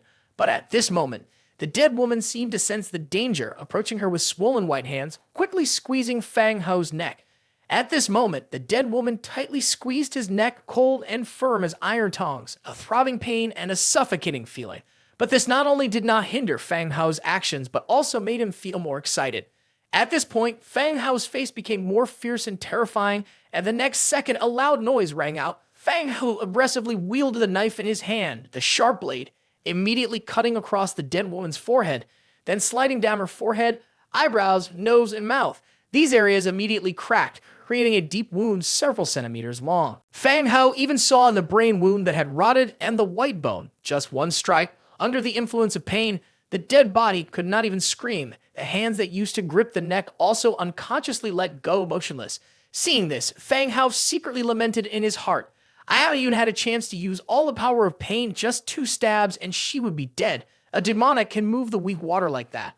But before Fang Hou could react, the head of the dead body had separated from the body, swiftly swimming away far, like a black ball floating at an extremely fast speed. It disappeared in an instant. Seeing this, the killing intent in Fang Hou's eyes flared up. It's interesting. Turns out this is the body of a water demon. Just hearing a bang, Fang Hou jumped out of the water. Zhang Hao and the others quickly looked back, seeing that Fang Hou was finally relieved. At this moment, Fang Hou took a deep breath and calmed down a bit. Without waiting for anyone to ask, he spoke up first. It's a pity that demonic has run away to the shore. After that, everyone pulled the rope and carefully moved towards the shore. The fat guy was also pulled up by Zhang Hao and Shenling Su, struggling and difficult to pull up to the shore. As soon as they reached the shore, Shenling Su immediately performed artificial respiration by pressing on the fat guy's chest. Then she looked at Zhang Hao with a frightened look. Save him first. Liu needs artificial respiration. Who will do it? As soon as she said this, Zhang Hao instinctively stepped back, then angrily pointed at him and objected. Why? I can do it. At this moment, Fang Hou walked up to the fat guy. Seeing this, Shenling Su looked confused with a strange expression on her face. Then her face turned red. She looked at Fang Hou. Fang Hou, you can't. Before she could finish her sentence, Fang Hou slapped the fat guy hard in the face, pressing on it tightly, adding a bit of painful force. Seeing this, Shenling Su was extremely surprised and confused, and then the fat man spouted water as his painful power flared up. The fat man's heart also began to beat strongly, and the next second, he held his face and screamed in pain. immediately sitting up from the ground. "Who do you think you are hitting me? It hurts to death." At this point, Shenling Su's face was a bit difficult to look at. She angrily looked at the fat man and asked, "Were you just pretending to faint?" As soon as these words were spoken, Chang Ha did not hesitate to make a big deal, shouting, "Well done, you damn fat guy. Were you planning to deceive the investigator?" Seeing this, the fat man immediately protested, "I wasn't pretending to faint. I really fainted." At the same time, Fang Hou calmly looked at the river water. "Just now, under the water, I saw a dead woman. After I attacked her, her hair automatically separated and escaped. So I guess the hair is the body of the demonic, and the dead body of the woman is just being controlled by it." When Fang Hou mentioned this, he emphasized, "The head of the village, their hair is exactly like the dead woman's hair. Tonight, we can't go back." As soon as he finished speaking, Shenling Su bowed his head in contemplation. "The hair of the dead woman? Then tonight we will camp here, wait until morning when my psychic power is restored. We will deal with this water demon, because if a fool like you can drive it away, then perhaps its fighting power is not high. Just think of a way to lure it to the shore. I will use fire to deal with it." Fang Hou then looked at him like a fool, standing beside him without saying a word. Immediately after, Fang Hou took out his phone and called Cho Su Ki-han. The phone connected quickly, and on the other end came the soft and sleepy voice of Su Ki-han. "Hello, is this Fang? It's too late for you to call." Fang Hou didn't wait for her to finish speaking and directly interrupted. "Notify the superiors immediately, arrange for a special task force to go to Hai Shui Hamlet, and request the largest capacity water pump. The more the better." Upon hearing this, Su Ki-han asked Mr. Fong in confusion, "What is the urgent task for which we need a water pump?" As soon as these words were spoken, Fang Hou immediately became serious again. "You don't need to know the reason, just do as I say right now. If there are any problems, look for Wang Dehai and say that I instructed you." After saying this, Fang Hou hung up the phone directly. At the same time, Shenling Su repeatedly questioned Fang Hou next to him, "What is the meaning of this phone call? Do you look down on me?" Immediately after that, Fang Hou turned to explain to the other three, "In any case, we now rely on the investigation, and we can mobilize more manpower and resources. Of course, we have to make good use of them. Blackwater River is only deep in the middle, and it's very difficult to hide in other parts, so we just need to block the flow at the source and downstream, and then pump out all the water from the river." Listening to that, the three immediately became dumbfounded, exclaiming in astonishment, "So it can be like that." At this point, Tham Lin revealed a look of embarrassment, unconsciously looking in another direction due to subjective thinking. "So I unconsciously thought that only the spiritual master could deal with the demonic. Now, scientific and technological means are truly much more economical and efficient than risking a spiritual master." However, Fang Hou seemed very indifferent, because in his eyes, he didn't care that New Lin was a normal person. As long as it could cause the demonic pain, then any means could be used. Time passed quickly, and in the early morning the next day, everyone slowly woke up. Fang Hou had been standing by early in the morning. When he saw Shenling Su and the other three had woken up, he put on the prepared black glasses. Then he led Shenling Su and the other three towards Hai Shui Hamlet. When they stepped into Hai Shui Hamlet, they immediately caught the attention of countless villagers. However, the gaze of these villagers was mainly curious without any hostility. Two women next to them saw Shenling Su's clothes and immediately whispered, "These clothes are beautiful, and her hair is so beautiful. My dry and brittle hair is almost falling out."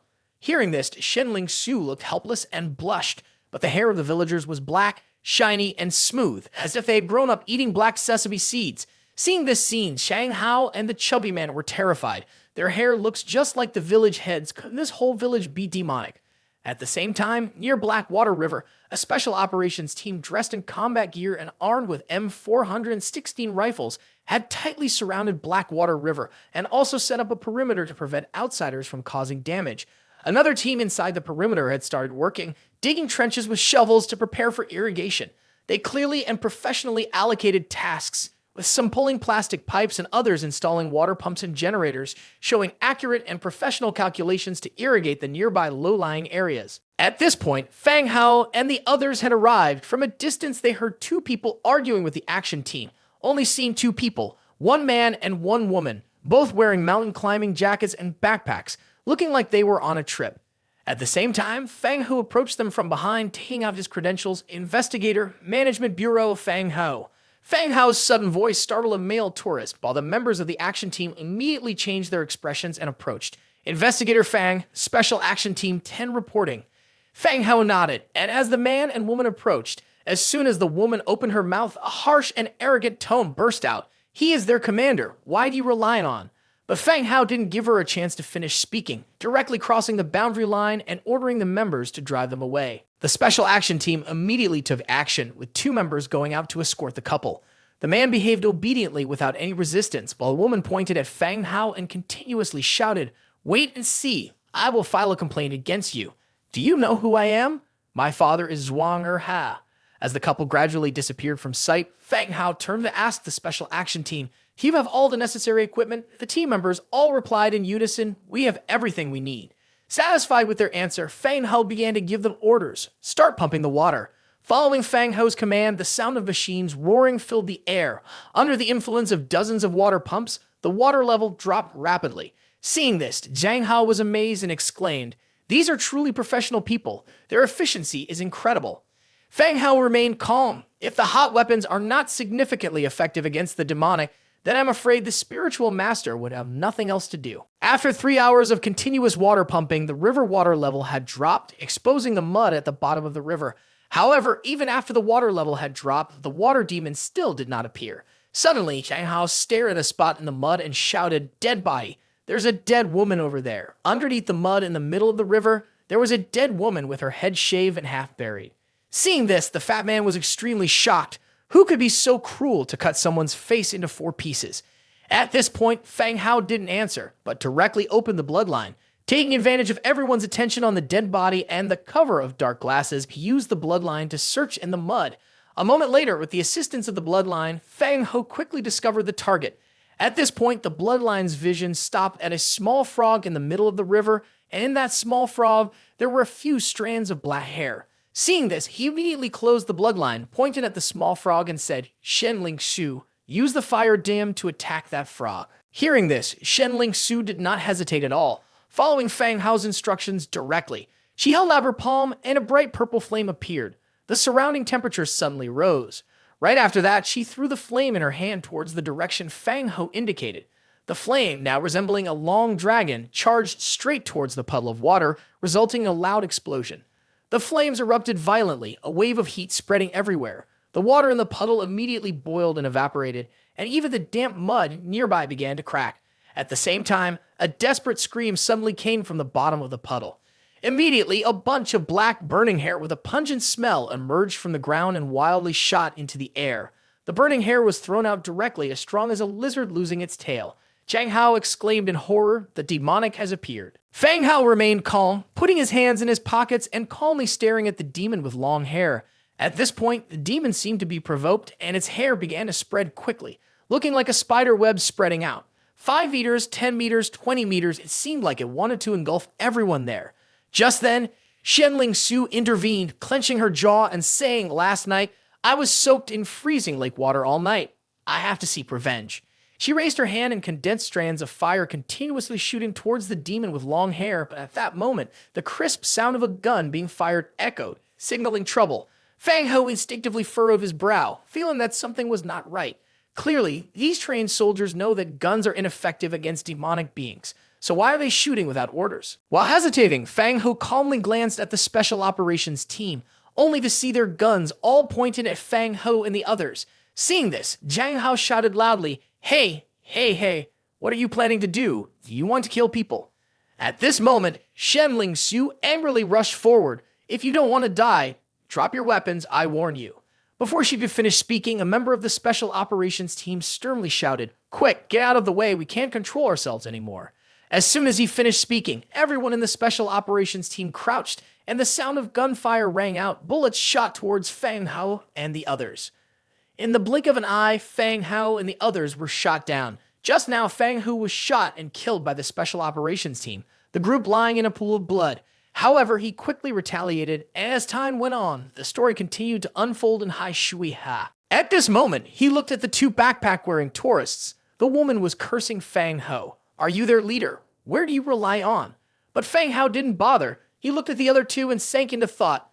They look normal too, there's nothing unusual about them. But to prevent any unforeseen circumstances, he decided to use his own methods. Soon after, a silver light flashed. The woman's voice suddenly stopped. Not only that, the whole world became quiet at this moment. Shenling Shu and the others, as well as the special task force, were all stunned. looking at Fang Hou and the two backpack-wearing tourists, only to see the male tourist lying dead, his eyes wide open in a pool of blood, while on the woman's pale neck there was clearly a bloody knife stuck in. When the woman fell, Fang Hou drew the scalpel from her neck, but at that moment, he had some doubts. I don't know if I acted too fast, causing them not to react, or if I was wrong. They're just ordinary people, yet they didn't resist.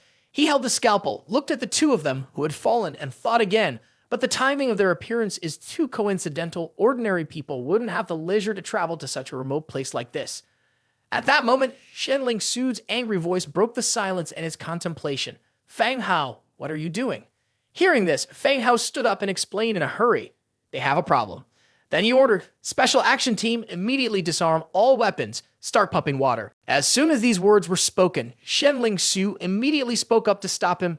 Don't rush, Fang Hou. I seriously suspect that you have lost control now. You'd better explain to me at this moment. Fang Hou remained calm, looking directly at Shenling Su.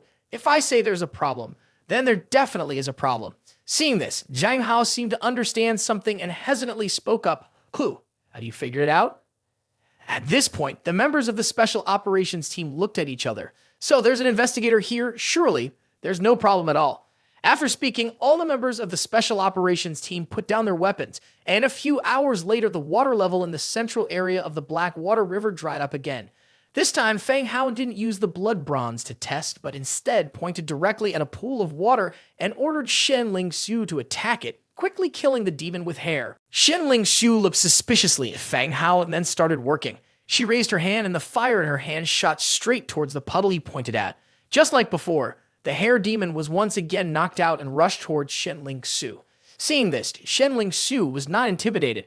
Her eyes were filled with anger, and the temperature of the fire in her hand seemed to rise with her rage. She raised two fireballs above her head, then suddenly merged them into one much larger fireball, along with a scream, Die! Shenling Su threw the large fireball towards the hair demon like a small sun, and there was a loud explosion. The hair demon was completely swallowed by the fireball, and it burned fiercely until there was only ashes left. Seeing this, Shenling Su's eyes lit up with a ray of joy, but suddenly a scream from behind took away her happiness. Shenling Su turned back in suspicion, only to see the people in the Special Operations Team resembling wooden puppets, slowly advancing towards her. Meanwhile, they uttered stiff sounds. Be careful, we can't control our bodies anymore. Seeing this, Fang Hou immediately guessed the hair demon may be dead, but the control over the team members has not been lifted. It seems that the thing controlling them is not the hair demon or other hair demons, but there are other parts that have not been completely dead yet. Right after that, he moved like a phantom among the Special Action Team. Countless silver lights flashed only for a moment. All members of the team had a blood stain on their legs. The blood stain was initially very faint, almost invisible, but just a second later it spread until the blood gushed. Then those who were cut down one by one fell. However, the strange thing was that these people, although they lost their mobility, seemed not to feel pain. They had to crawl with their hands and also kill Fang Hou and others.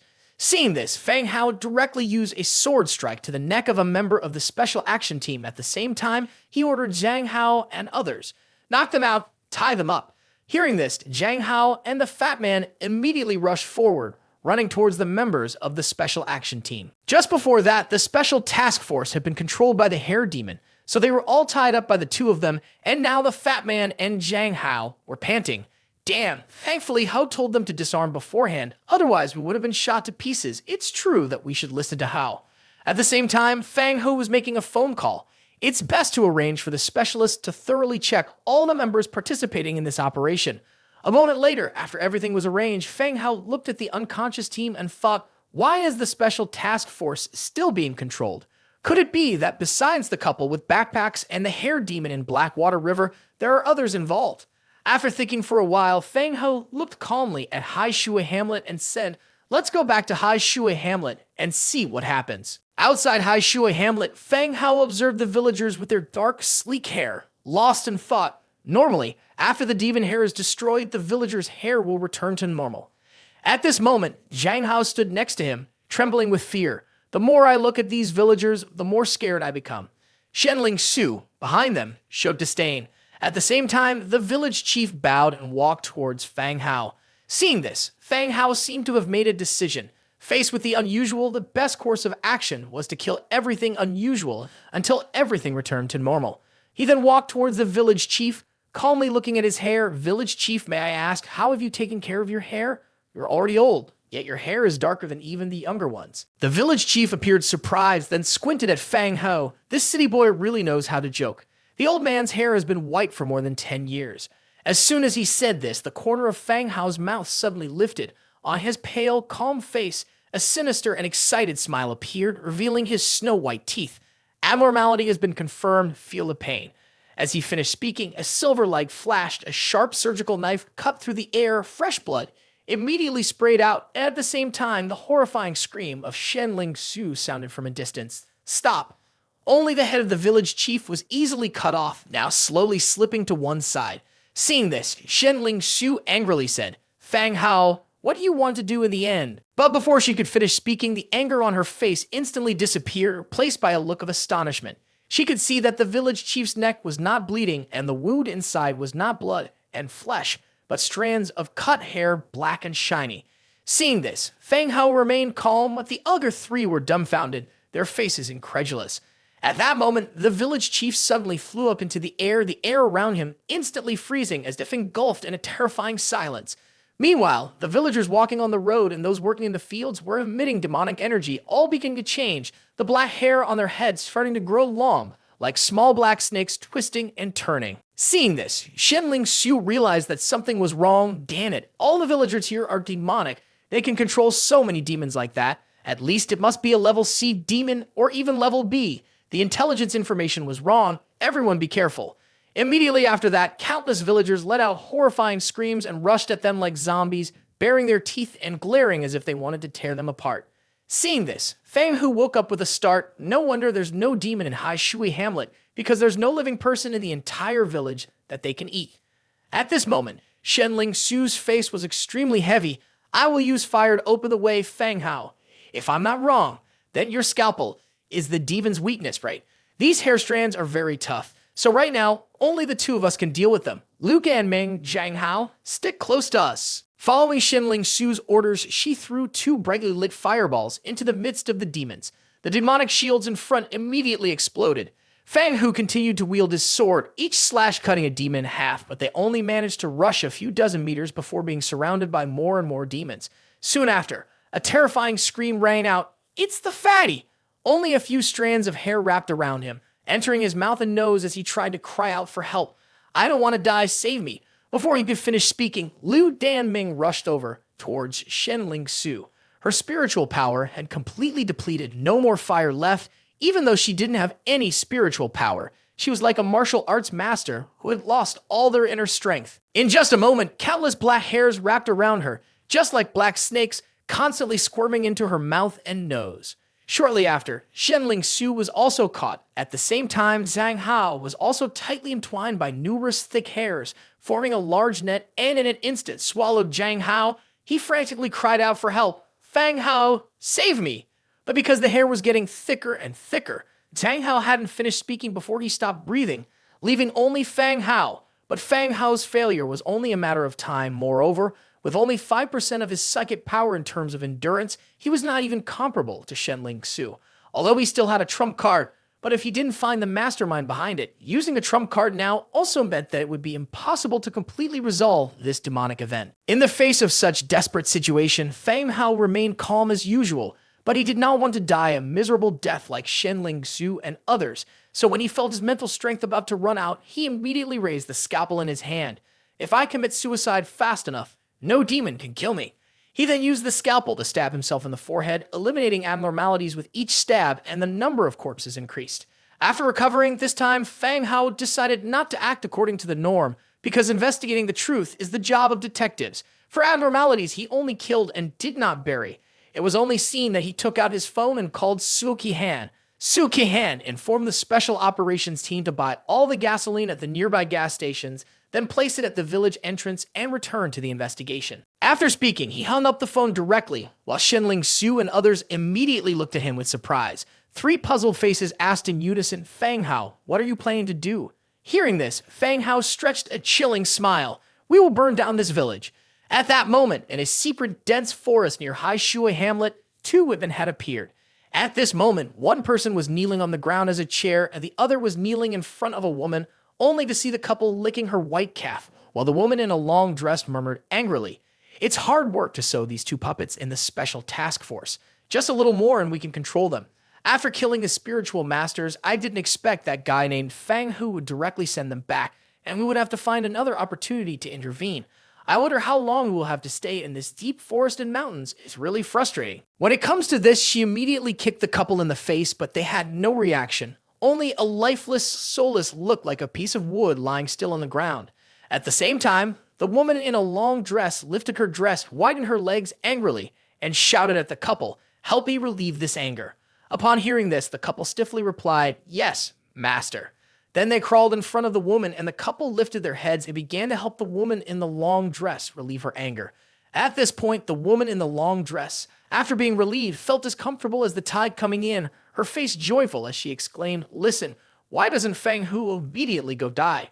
At the same time, Fang Hou began to check the fuel. It must be said that the special operations team was very responsible, carrying out orders absolutely, yet bringing nearly 100 barrels of gasoline and diesel fuel. At that moment, he looked at the gasoline in front of him and calmly said, "I've realized it.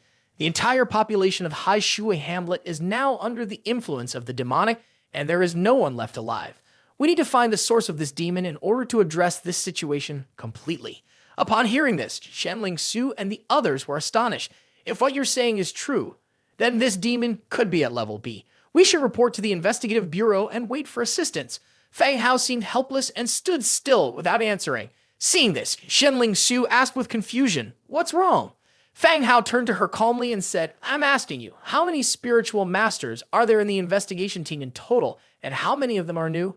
How long do you think it will take for them to send someone down? Furthermore, have I ever made a mistake in judgment before? There's only one life and I won't take any risks without being sure." And then he picked up a nearby gas can and started pouring gasoline out with an indifferent look on his face, saying calmly, "There's no reason for Hai Shui Hamlet to exist anymore." Time passed quickly and it was already 10 p.m. Fang Hou and the others took advantage of the darkness to divide up the tasks. They poured gasoline and diesel oil all over the village.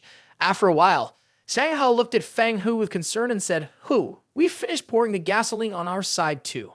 Hearing this, Fang Hou wiped his hands and told Shenling Su, "Set it on fire." At this moment, Shenling Su hesitated a bit, but ultimately chose to trust Fang Hou. She extended a slender, pale finger and a small flame immediately appeared at the tip of her finger. When she flicked her finger down, the small flame fell onto the gasoline, causing it to burst into flames. The fire soared into the sky, creating a magnificent display of flames in front of everyone in just a moment. At this time, the trees, houses, everything was accidentally engulfed by the flames. Under the light of the towering flames, the entire Hai Shui Hamlet appeared as bright as day, with waves of heat continuously rushing in. Fang Hou and the others couldn't help but step back, watching the ferocious fire burning in front of them, silently worrying, "If we do something wrong, we will commit a great sin."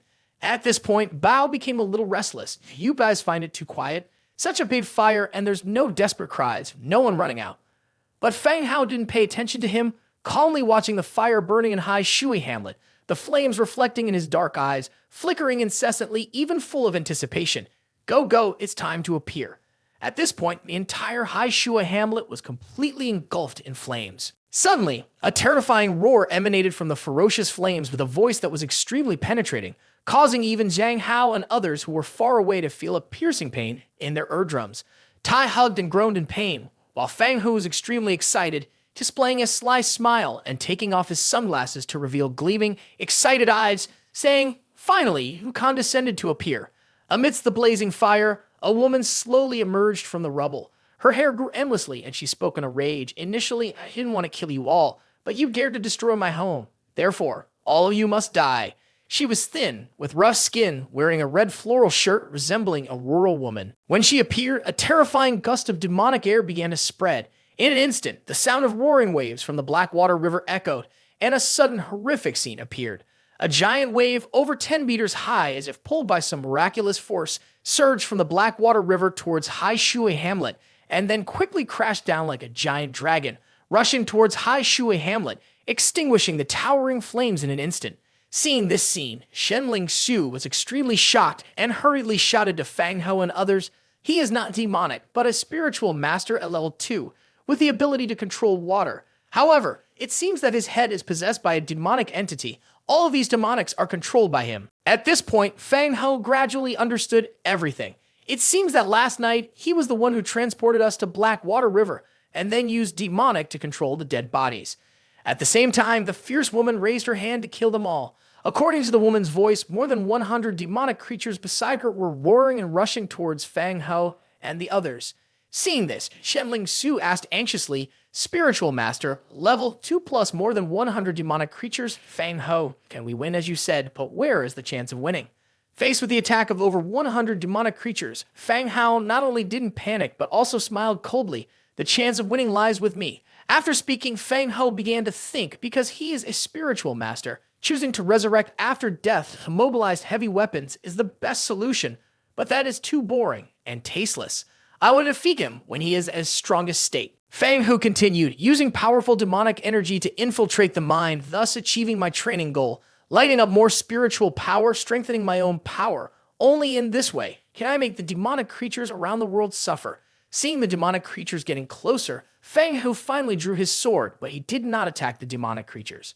Instead, he suddenly stabbed his companion. His companion's face showed the difficulty, immediately clutching the bleeding hand, constantly groaning in pain. "Damn it, what are you doing?" At the same time, Fang Hou directly threw a copper candlestick towards him. "Next, you guys take responsibility for controlling the demonic creatures. I will find an opportunity to deal with him." Instinctively, his companion caught it, then with a suspicious look asked, "What is this precious spirit again?" At this moment, Fang Hou both broke through and explained, "The bronze candle is used with blood containing spirituality. The candlelight can protect against demonic. Bao, I give you the candle to use." Hearing this, Bao exclaimed, "Oh my god, so this is why you suddenly stabbed me. You see me as a blood bag."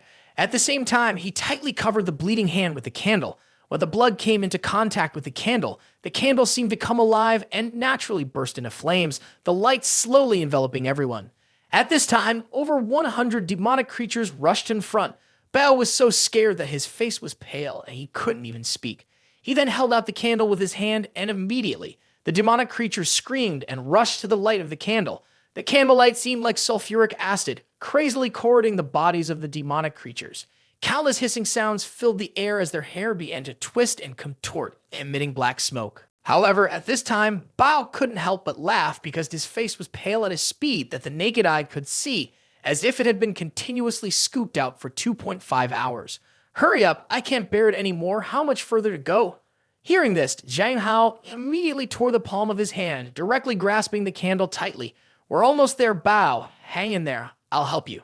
At the same time, Fang Hou rushed forward, a gleam of silver light flashing neatly, decisively cutting off the head of the demonic, at the same time shouting loudly to Shenling Su, "Hurry, clear the way." Hearing this, Shenling Su didn't hesitate at all. She suddenly raised her hands and the flames gradually rose, and then the flames blazed hot, as if turning into two streams of fire rising from the palm of her hand. At the same time he raised his hand, the flames on top of his head formed a giant torch, like a small sun. At this moment, he single-handedly raised the small torch, his face serious as he shouted loudly at Fang Hou, "I can only do this much. The next step is up to you." Seeing him about to throw the small torch in his hand, suddenly a loud thud, 1 liter of cold water fell from the sky, directly extinguishing Shenling Su's small torch and making her soak wet from head to toe. This unexpected free shower caught her off guard, causing her to not react in time and directly be slapped to the ground. Her originally flowing hair now flattened and her exquisite makeup smudged. The most pitiful thing was that she was slapped straight into the mud mixed with water creating a slimy mess. She struggled to break free from the mud, but the deep and angry voice of the dark-haired woman rang out, "Despicable woman, damn it, do you think I'm invisible? How dare you play with fire right in front of me?" Listening to this, Shenling Su went crazy. She had never struggled like this before. "Bitch, you dare." At the same time, her palm burst into a raging fire, but at this moment, 1 liter of cold water fell from the sky, extinguishing her fire once again, and she slapped him hard to the ground. At this time, a black-haired woman laughed strangely, as if she found it extremely fun to see the beautiful girl in such a struggle. "What are you relying on that makes your whole body white, clean, and yet still dare to act like a goddess in front of me? Go play in the mud." At the same time, Zhang Hao and the fat man each held a bronzed candlestick, which had now been completely drained, and they struggled to say to Fang Hou, "Ho, There are too many demons, we can't take it anymore. At this moment, the situation is extremely dire. Without the help of Shenling Xu, the speed of demonic's destruction has decreased significantly. However, the distance between Fang Hou and them is too far, and is impossible to rush in to rescue them. Also, due to the distance, the fat guy's abilities cannot be effectively utilized either. Fang Hou calmly observes everything, knowing that the team is reaching its limit. Shenling Xu is trapped in the mud. Zhang Hao and the fat guy have lost too much blood, and after killing 10 demonic creatures, his spiritual power has decreased by half. At this moment, he looks at the surgical knife, wondering whether he should die and start over or use the knife's trump card to take a risk. Right at this moment, behind Fang Hou, a confident, optimistic, and charismatic voice suddenly comes, "Fang Hou, please make way." Listening to that, Fang Hou turned back in suspicion. He did not expect that. Behind him, there was another unfamiliar person, moreover, appeared silently without a sound. He saw a man 185 tall, with sharp facial features, fair and smooth skin, shiny hair, and a model-like figure smiling at the demons around. But this person seemed even more strange, calling him Brother Hao. Suddenly, Fang Hou thought of Zhang Hao's ability. After 11 o'clock at night, he would become tall and handsome. His physique would be enhanced, mainly enhancing his sexual ability. This person was Zhang Hao, and this ability should be called the transformed male duck to be correct. At this moment, the young optimistic man smiled charmingly, looking at Fang Hou with slight suspicion and said, "That's right, I am Hao, I am Zhang Hao." At the same time, Bao looked at Zhang Hao with a pensive expression. "Who are you, my friend?" At that moment, Zhang Hao did not answer but walked forward. He then put his hands in his pockets with a proud look, standing in front of everyone alone. "I know you are all surprised now, but please don't be surprised anymore, because there is still something even more surprising behind." At this point, the demonic group saw him, stepped out of the range of the candlelight's protection, like sharks smelling blood. They madly rushed towards him. At this point, Zhang Hao finally took his hands out of his pockets, then crossed his arms and cracked his fingers, making a grating sound, facing the oncoming demonic group. At this point, he was no longer as panicked as before, but instead had a proud smile. "It's time now." Before he finished speaking, with a swish, Zhang Hao's figure suddenly disappeared on the spot. 2 seconds later, he pounced on the demonic like a tiger, rushing into the middle of the group. His arms suddenly stretched out, and the demonic on both sides were immediately gripped tightly by his iron-like arms, like autumn winds sweeping through yellow leaves. With just one strong blow, he knocked down 10 demonic. Next, Zhang Hao threw a punch, and the head of the demonic immediately exploded. At this moment, Zhang Hao's fighting power was simply explosive.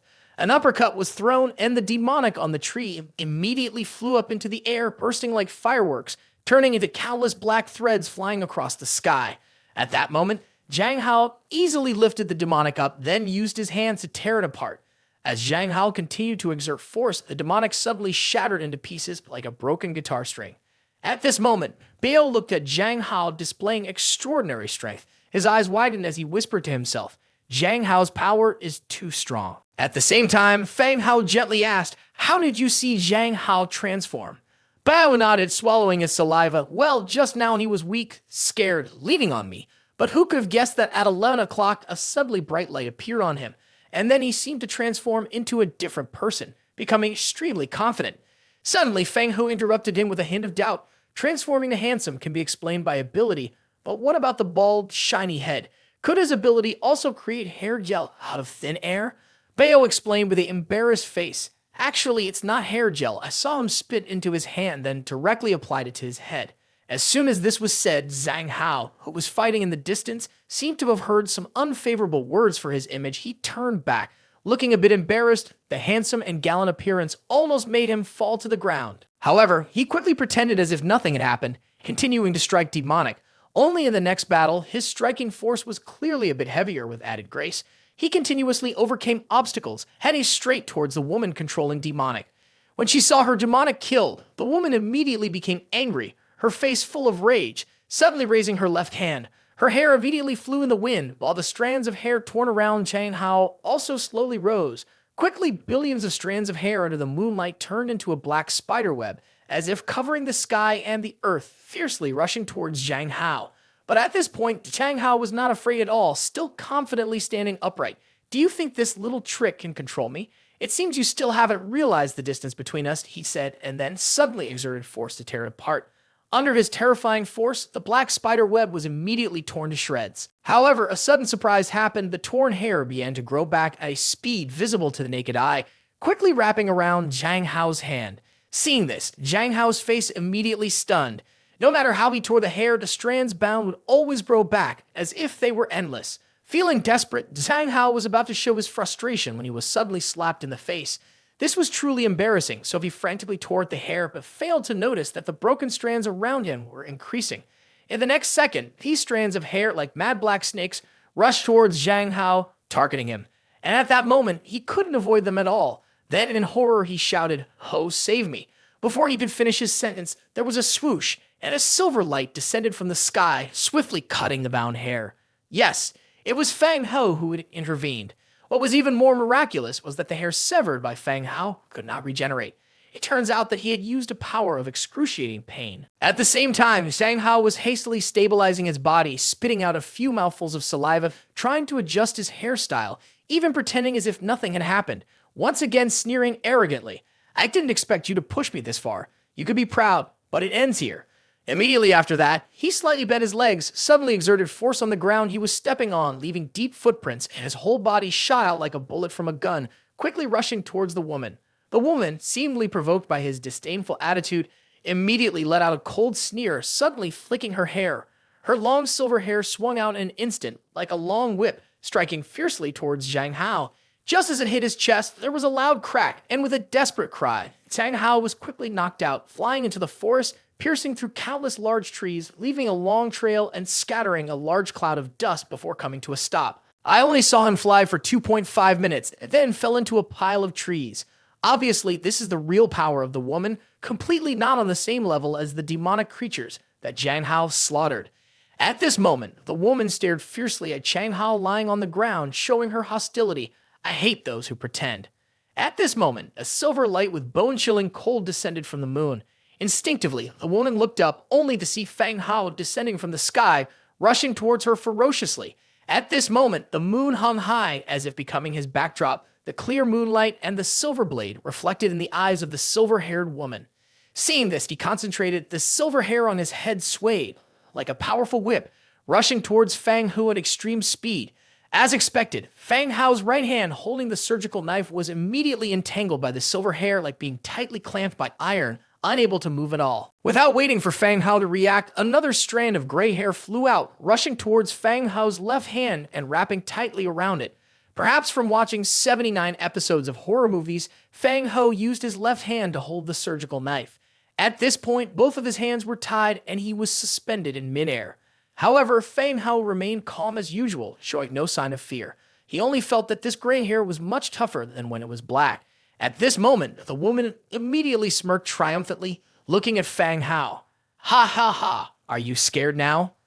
However, not only was Fang Hou not afraid, but he also seemed victorious, even speaking in a cold tone. "Look into my eyes." Immediately after, the four eyes locked, and a strange spiritual fluctuation suddenly burst from Fang Hao's fierce red eyes. That fluctuation, in the blink of an eye, shot into the woman's eyes, causing her mind to be struck heavily, a ringing sound echoing in her head. Next was the sound of a splash. She fell to her knees and rolled her eyes before passing out. After the woman fainted, her gray hair immediately fell loose from Fang Hao's grasp. Fang Hou calmly fell from the midsection. At the same time, the knife in his hand once again stabbed the woman. But at this moment, suddenly there was the sound of a tearing wind from afar. Two bright flashes of aura quickly shot towards Fang Hou. Faced with this sudden aura, Fang Hou was not afraid, even smiling coldly. "Finally, you have appeared." Only to see his knife immediately change direction, quickly cutting through the air. The two metal clashing sounds rang out crisply, and the aura shot by Fang Hao's strike was also broken in half, falling next to him. At this time, from within the forest, two men and two women slowly emerged. Leading the way was a woman in a long dress, accompanied by a couple on a trip, both holding guns aimed at Fang Hou. There was also a strong, towering man over 2 meters tall, his entire body hidden under a hood. After the woman in the long dress appeared, without saying any meaningless words, she directly pointed the gun at Fang Hou and ordered, "Kill him." After giving the order, the two travelers immediately fired continuously at Fang Hou. Seeing this, Fang Hou quickly dodged and hid behind a large rock. For those who have opened up 5% of their spiritual power, this speed is as easy as turning your hand over. but at this moment they continued to fire until they ran out of ammunition. At this point, Fang Hou slowly poked his head out, looking towards a woman in the long dress, finally realizing her true intentions. He only saw the silver-haired woman fainting on the ground, not knowing when she had been carried by the strong-hooded man, walking towards the woman in the long dress. Shortly after, the woman in the long dress looked at the silver-haired woman being brought over, her charming eyes revealing intense joy. "Quickly bring her to me." Then the woman in the long dress placed her hand on the forehead of the other woman. A strange, soulful fluctuation emanated as if a parasite had burrowed into her mind. Immediately after, a horrifying scene occurred. The previously unconscious silver-haired woman suddenly opened her eyes, but now they were lifeless, her body stiff like a puppet. After that, she stood up with a thud, directly kneeling in front of the woman in the long dress. Wang Erlai pays respects to the owner. Not only that, she also took the initiative to pucker her lips, approaching the high heels of the woman in the long dress, gently kissing her exposed instep, showing obedience. Seeing this, the woman in the long dress suddenly burst into laughter, her charming face blushing. Level 2 spiritual master and the strange secret technique are both mine. This feeling is even more pleasurable than reaching the peak. When I return, I will be the leader this time. It's his turn to be the dog. Ha ha ha ha. Suddenly, Fang Hou's calm voice cut through her insane laughter. Have you laughed enough? Hearing this, Wang Erlai slowly stopped laughing, turned to look at Fang Hou with a charming expression as if her eyes could pull strings, and with a little surprise, she spoke. Fang Hou, you know me, don't you? Do you also love me? Honestly, thank you for giving me the opportunity to control Wang Erlai and demonic. So to show my gratitude, I will bestow upon you the highest honor. Come here and kiss my feet, obediently become my puppet, and you will be allowed to live. Facing the humiliation of Wang Erlai, Fang Hou remained calm as usual. Wait for you for so long, and only now dare to come out with so much to say. Aren't you just a coward? Wang Erlai frowned slightly, at the same time looking at Fang Hou's calm face. A sudden nameless fire surged in her heart. Huff, handsome guy, I thought you were someone who knows the situation, but I didn't expect you to not know how to differentiate the situation. Kill him. At her command, the 2-meter tall man beside her suddenly let out a roar. Immediately, his clothes were torn apart, revealing grayish-green muscles underneath, and those muscles even emitted a metallic sheen. In an instant, he, like a giant tank, rushed towards Fang Hou. At the same time, Wang Erlai also took action, the silver hair on her head lengthening at a speed visible to the naked eye, rushing straight towards Fang Hou. Facing such a scene, even a level 2 spiritual master would despair and await death, but Fang Hou laughed. His cold and eerie laughter echoed everywhere, like the demand of a demon from the ninth hell. How can I lose like this? Immediately after, he controlled his spiritual energy and directly ignited the strange power within the surgical knife, the power left behind after killing countless monsters. In an instant, countless strange, terrifying, and chaotic energies rose from the surgical knife, turning into streams of black smoke roaring out. Furthermore, in each stream of black smoke, it seemed that there was a terrifying monster roaring. Then, the streams of black smoke, like giant black pythons, continuously wrapped and twisted around Fang Hou. Then, these streams of black smoke, with their strange power, continuously poured into his mind, causing it to become distorted. His anger also became stronger, and his laughter became more and more twisted. And when the strange power contained in the surgical knife completely flooded Fang Hou's body, his suppressed mind was finally completely released at this moment, as what was seen. Madness is his nature, a terrifying and brutal laughter continuous emitted from his throat. At this moment, he seemed to have completely turned into another person, his strange right eye emitting a bright red light.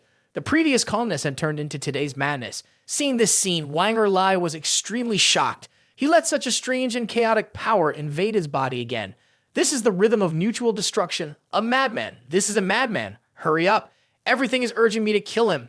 However, everything was already too late. Along with the horrifying laughter, Fang Hou acted. He held the surgical knife in his right hand, his figure like a demon, rushing towards demonic. Only the sound of his footsteps on the dark ground could be heard, as if a red flash of lightning illuminated the entire battlefield. When Fang Hou once again came into view, he had reached the other end of the battlefield, leaving hundreds of demonic pierced through, frozen and placed as if paused. As the breeze blew, the heads of demonic began to fall to the ground with a thud. In the midst of dodging, Fang Hou also kicked 2 pieces of rubble, and in the next instant, the 2 pieces of rubble seemed to shoot like bullets into the foreheads of 2 people. Immediately after, the 2 fell backwards, stiff and unmoving. Seeing this, the sturdy zombie slave roared and charged towards Fang Hou. Seeing the looming punch, Fang Hou didn't even bother to look at him. He just slashed with a swift motion, and a silver flash quickly appeared. Right after that, a line of blood appeared on the body of the zombie slave, and he screamed out. His whole body convulsed as if experiencing extreme pain, then stiffened and fell down. Seeing this, Wang Erli's astonished eyes almost fell out, because the zombie slave had already opened 15% of his spiritual power, with an intensity that could not be broken. Initially, to turn him into a wooden mess, Wang Erli had to use a lot of effort, and even got hit several times. But with just one wave of his hand, Fang Hou immediately killed the zombie slave. Quickly, Wang Erli joined the battlefield, unleashing all of his force. His silver hair fluttered incessantly, and in just a moment, it grew to a length of 10 meters. Meanwhile, Fang Hou continued to swing his knife in the silver hair, while also closing in on Wang Erli. But at that moment, billions of strands of silver hair entwined together, instantly condensing into a sharp cone shape and forcefully stabbed into Fang Hou's body. Facing such a fierce attack, he did not dodge or avoid. Only his right eye emitted a bright red light and the corner of his mouth formed a cold smile. Then he raised the scalpel in his hand and casually made a slash. A loud metallic collision rang out, but the short and thin scalpel easily blocked the giant's sharp spike. Seeing this, Wang Erli's face immediately stiffened.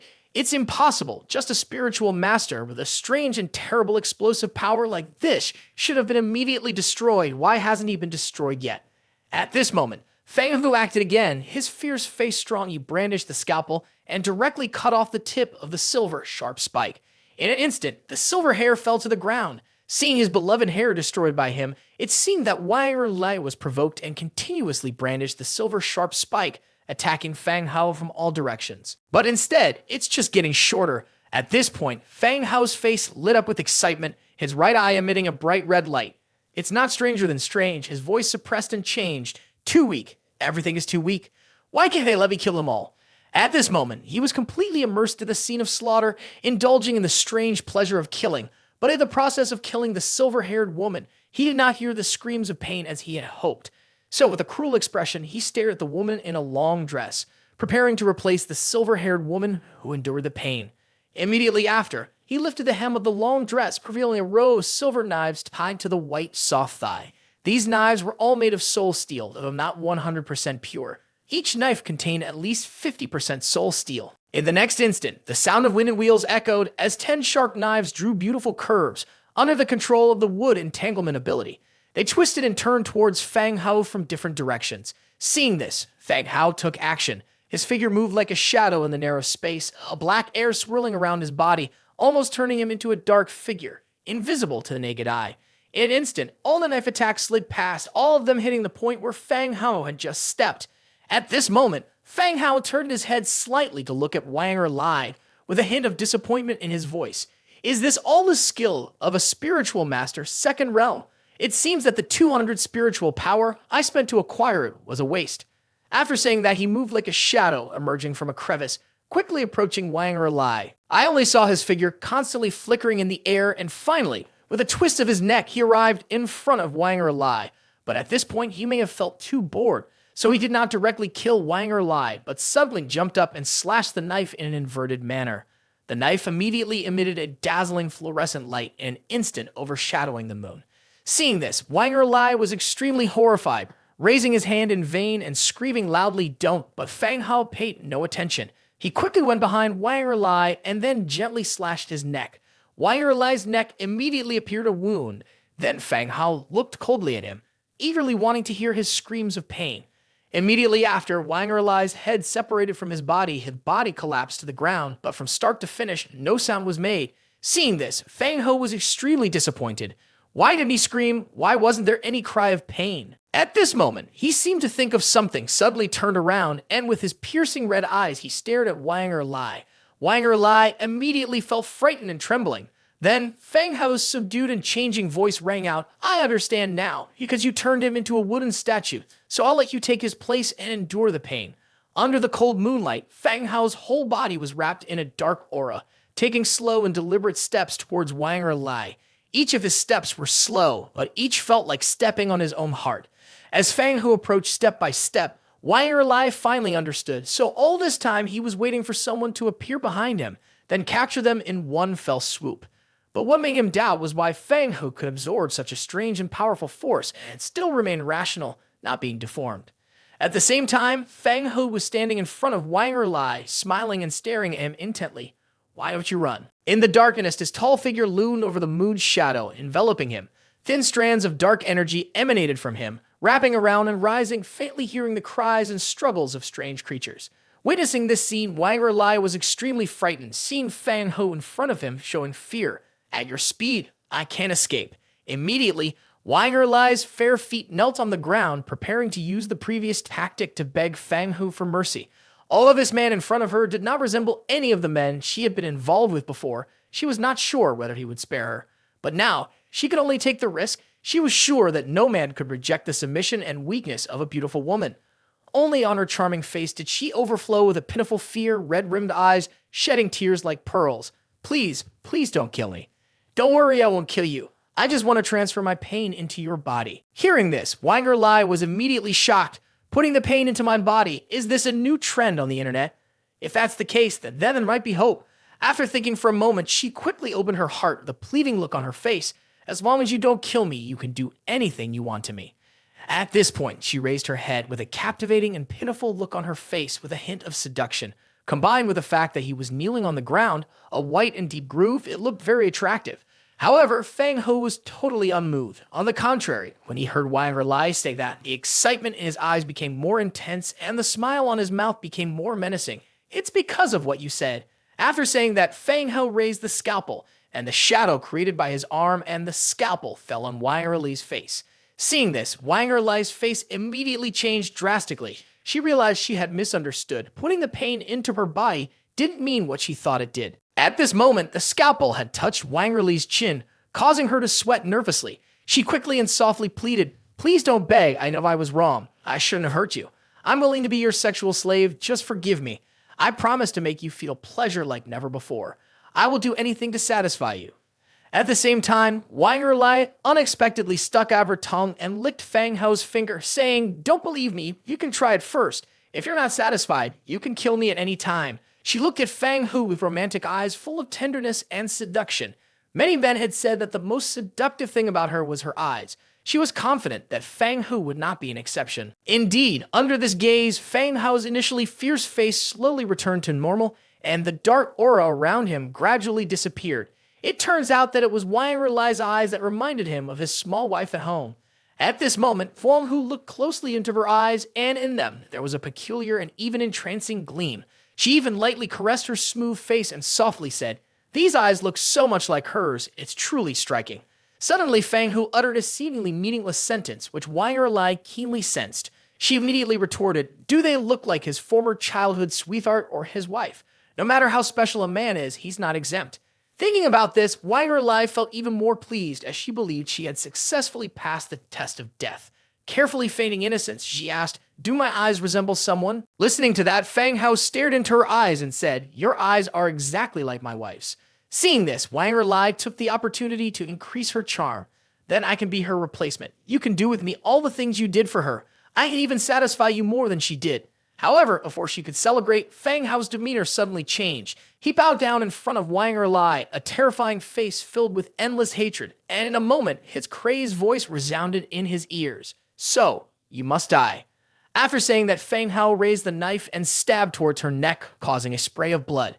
Immediately after, Wang Erlai's pupils began to dilate, unable to control her thoughts as her mind became clouded. However, no matter what, she could not understand. Why should his beloved wife have to die? After all, one night of marital affection should be forgiven. Why not forgive each other when there is so much resentment? Truly, men are not good at all. Normally, the surgery knife is very short and the speed is very fast. Time passes in the blink of an eye. But Wang Erlai felt it was very long, as if he remembered the past, the things that made him regret and suffer. Seeing that, Fang Hou's mouth smirked. "It seems like you remember something painful, but your pain has nothing to do with me. A murderer should be killed. Feel my pain very carefully." With a terrible scream, Wang Erlai fell into endless agony. In the end, Wang Erlai died in agony. Perhaps Fang Hou did not know about Wang Erlai's tragic past, but even if he did, he would still kill her. When Wang Erlai was completely helpless, Fang Hou grabbed a surgical knife and began to wipe it clean, wanting to rid it of bloodstains. He then looked at the knife with disgust, saying it's dirty, killing people cleanly is better. At this moment, Fang Hou suddenly heard a strange movement behind him. He immediately turned around and saw Wang Erli's long silver hair unexpectedly falling down on its own, then swiftly crawling on the ground like a spider. Just as Fang Hou thought she was about to escape, he was surprised to see her silver hair heading straight for Shen Ling Xu in the muddy puddle. In no time, the silver hair reached Shen Ling Xu's head, sticking to her golden hair as if dyeing it, gradually turning it silver. Seeing this, Fang Hou was shocked, but his face remained calm as water. Only when the gray hair clung to him, Shen Ling Xu was in a coma, and suddenly he opened his eyes strangely. First in his eyes, a faint light flickered, then filled with hostility, hatred, and anger. At the same time, his body began to twist and stand up. As he stood up, a strange energy began to spread, clearly the desire of the hair demon to parasitize the awakening host. At the same time, Fang Hou appeared like a devil behind him. At this point, there was only a loud noise, and Fang Hou ruthlessly struck without any mercy. This blow seemed to bear a personal grudge, and Shen Ling Xu was also knocked out. When the pain exceeded the limit that the human body could bear, Shen Ling Xu immediately passed out again, and the gray hair that had been flying fell down. At this moment, Fang Hou walked up to him, grabbing his long silver hair in his hand, and at the same time, a surgical knife started to glide over the silver hair. In just a moment, Shen Ling Xu's long hair had turned into a bald head. Fortunately, the silver hair hadn't infected to the root. If the root had also been infected and turned silver, he would have become completely bald. At the same time, the hair suddenly seemed to come alive, like living octopus tentacles crazily twisting and winding around Fang Hou's arm, as if trying to climb up to his head. Seeing this, a seductive smile appeared on Fang Hou's lips, and he said lightly, "Trying to parasitize me as you wish." Immediately after that, he made no resistance, standing still as his silver hair continued to crawl up. After a moment of itching, he took out his phone to check, only to find that his black hair had long disappeared, replaced by a silver waterfall of hair. Right after that, Fang Hou felt a very strange and evil air beginning to invade his mind, as if wanting to twist his mind. But when this strange and evil air invaded his mind, Fang Hou's inner self did not waver, even wanting to laugh. Just like this, and you want to invade my mind. It's ridiculous. Only seeing Fang Hou control his black as ink diamond-shaped body, reflecting his long silver hair with the power of pain carrying endless hatred, rushed into the long silver hair, it seemed to receive a kind of terror, standing up in an instant. After that, the silver hair began to constantly contract, even shortening rapidly and unable to hold on tightly. Finally, the silver hair turned into Fang Hou's shape, and the original silver color turned back to black. Seeing that he had finally defeated all of his enemies, he sneered, coldly snorted, and withdrew the scalpel in his hand. The terrifying black chi that terrorized his body, and the countless strange ghostly figures screaming, gradually dissipated. At this moment, his face no longer looked terrifying and returned to its usual calm appearance. In the next moment, a burst of sound, the sound of bursting blood vessels, and at the same time, the sound of breaking bones, all transmitted. Fang Hou's body at this moment looked like a burst vessel, suddenly spraying fresh red blood. In just a moment, he had turned into a bloody figure. However, such intense pain couldn't make Fang Hou change at all. His face remained calm as if nothing had happened. The only thing was that his body couldn't hold on anymore, falling straight towards the ground. But just as his face was about 10 centimeters away from the ground, Fang Hou's body suddenly stopped in a strange way, as if some force was pulling him back. I only saw the corner of his mouth lifted, revealing a sardonic smile, as if he had already foreseen it. Immediately after that, he gave orders and a surprising and miraculous scene appeared. His body straightened up again, the silver hair in front of his eyes tidying up the battlefield, as agile as a needle. After Fang Hou stood up, he again controlled his hair. In the blink of an eye, the long silver hair, like countless threads of needles, pierced into his body, then began to sew up the wounds and broken blood vessels. In just a moment, the wounds on Fang Hou's body, which were originally bleeding profusely, were immediately stopped, but the wounds on his body were still not completely healed. At this point, he looked at the chaotic battlefield around him. Knowing that his decision was correct, it was a last-minute trump card. Using the strange power in the surgical knife, this power is too powerful. Once used, it will cause great damage to the mind and body. Although the mind is not afraid of being invaded, the human body cannot endure it. If used too early, after a short period of explosion, the body will completely lose its ability to fight. Even if one side is defeated, there is still another side. Then, when the body falls into a collapsed state, that is the situation of killing without mercy. After thinking, he controlled his gray hair and began to clean up the battlefield. Some went to the bodies of Wang Erli and others to search. Some went to clean up the battlefield, picking up pieces of fallen knives and darts.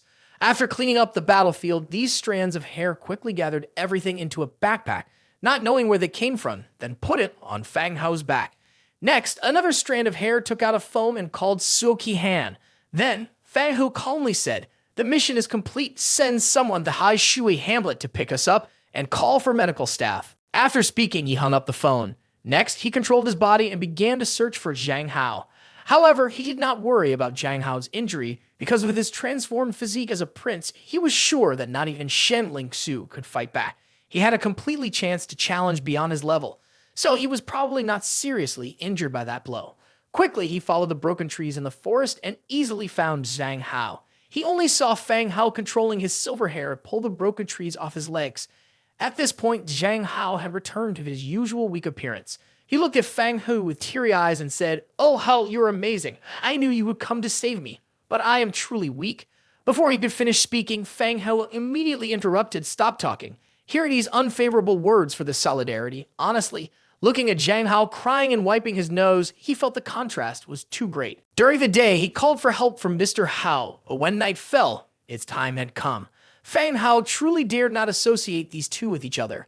After that, he went to Shen Lingsu and Liu Danming and slapped each of them hard, along with the transmission of painful strength. He woke them both up. Shen Lingsu only fainted from the painful strength, while Liu Danming only lost too much blood, as if he had just lost weight. There was no big problem. But at this moment, Shen Lingsu was in unbearable pain, suddenly waved her hand, and a blazing flame burst out. "Fang Hao, can you be more gentle?"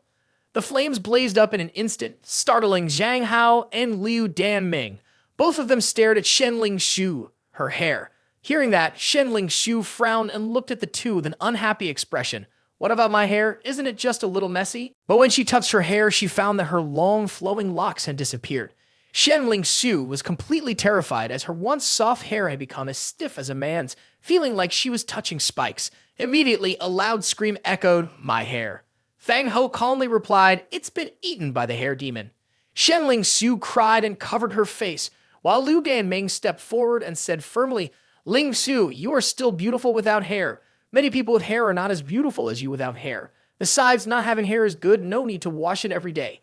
Angered by this, Shen Lingsu said, "Shut up," and a fireball quickly flew out. Seeing this, Danming jumped back and used teleportation to dodge it, angrily saying, "I was just trying to comfort you, and you hit me." Suddenly, Fang Hao looked at Liu Danming and said, "How far did you teleport just now?"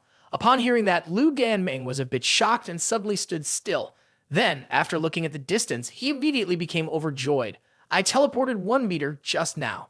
My agility has increased by 5%. It's amazing." It turns out that just a little increase can create such an effect. "Lingsu, how about you?" Fang Hou calmly said 5%, which meant that when Fang Hao said 5%, it was an increase of 5%, not his own agility being at 5%. Just now, Fang Hao had harvested a lot in the battle at Hai Shui Hamlet. Not only did he subdue the ghost hair as a foundation, but he also directly increased his agility by 5%. Therefore, he finally entered the top 5 of high-level martial artists. This was equivalent to breaking through a small realm.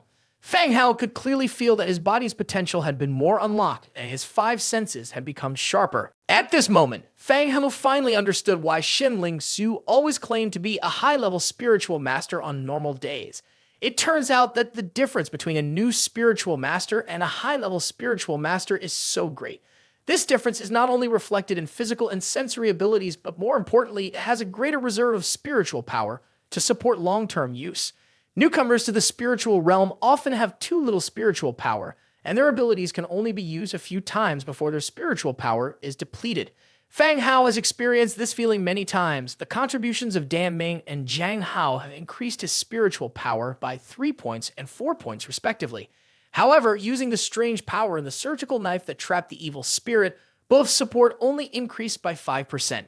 This means that with the same amount of corrosive demon energy, he achieved the lowest percentage. Perhaps this is because after experiencing countless deaths, his mind has transcended the range of ordinary people, and all of this is thanks to his gentle and lovely wife. At this moment, Fang Hou quietly communicated with his hair. Previously, when he controlled the demon hair, he vaguely discovered some fragments of memories in the demon hair's body. After watching these memories, Fang Hou laughed. After watching Wang Erli's life, he became more interested in the peculiar group of people. These sorcerers use strange powers to deal with the strange. So when the power increases after the spirit reaches 100%, what will happen? Will they directly transform into something strange, or in other words, the ultimate goal of a sorcerer is strangeness? If this is the truth about sorcerers, and for humans, it is truly desperate. All of this has nothing to do with Fang Hou. He doesn't care what the demon is or who is strange. He only knows that between him and the strange, only one can live, and unfortunately, he will not die. Time flies fast. Finally, Fang Hou returned home. The moment he stepped through the door, his gentle wife, like always, greeted him with a smile, saying, "Honey, you're back." And this time, his task was to improve his temperament. Seeing his wife, an immediate thought popped into his mind. At that moment, he revealed an excited, sinister smile. Transmigrating to this world, the first thing I saw was her. There are some things that must be tried at least once, he said. "Isn't that right, my dear wife?" Hearing this, his beautiful and gentle wife showed a joyful expression. Her gentle smile turned sinister, and at the same time, she looked at Fang Hou with a weak expression and said, "Do you see me?" Right after that, her fair skin cracked in patches and her black hair twisted like it was curling. She grinned as if she wanted to swallow him whole. Fang Hou refused to show weakness. His black hair turned silver in an instant, and the surgical knife in his right hand continuously released strange and chaotic power, every black energy flowing into his nose and mouth. Next, Fang Hou, holding the surgical knife, quickly rushed towards his wife, seeking revenge right before his eyes. Fang Hou's calm eyes suddenly boiled, turning into flames of hatred. At this moment, his right eye was filled with blood vessels, turning into a cool red pupil. His whole body emitted a strange breath, enveloping him. Then the surgical knife pierced into his wife's body, painful power overwhelming her. At this point, she seemed to have lost all strength to fight back. Seeing this, a sense of joy almost visibly appeared on Fang Hou's face. Die. But right after that, her joy suddenly disappeared. She didn't feel okay. She felt like something was wrong. She bowed her head to look at the spot where she was stabbed, realizing that it was like stabbing into a lump of mud, accompanied by a strong suction force. Immediately, she wanted to pull out, but it was too late. Under the influence of inertia, Fang Hou's hand was also sucked in, then his arm, even his whole body. Seeing Fang Hou about to be sucked in, no matter how he struggled, it was futile. He could only angrily curse, "Bitch!" At the same time, the wife bowed her head and gently licked him. A look of suppressed fury appeared on her exquisite face. "Darling, merge into my body." That was the last thing Fang Hou heard before losing consciousness. After that, even his head was completely sucked in, completely losing consciousness. Not long after, Fang Hou returned to the scene just as he had come home. At this time, he tightly grasped his hands and looked at his wife. Still a little weaker, it seems that his current strength is still too weak. After thinking for a moment, he decided to ignore his wife and go straight to the kitchen. Very quickly, he prepared breakfast while his wife sat at the table, resting her chin on her hands. She looked gently at Fang Hou eating breakfast, while Fang Hou silently set a goal. "My beloved wife, even if the endpoint of the Spirit Master is strange, even if I still haven't killed you, there will come a day when I will make you kneel at my feet, crying and begging. I will make you feel all the pain that strangeness brings to me in this world."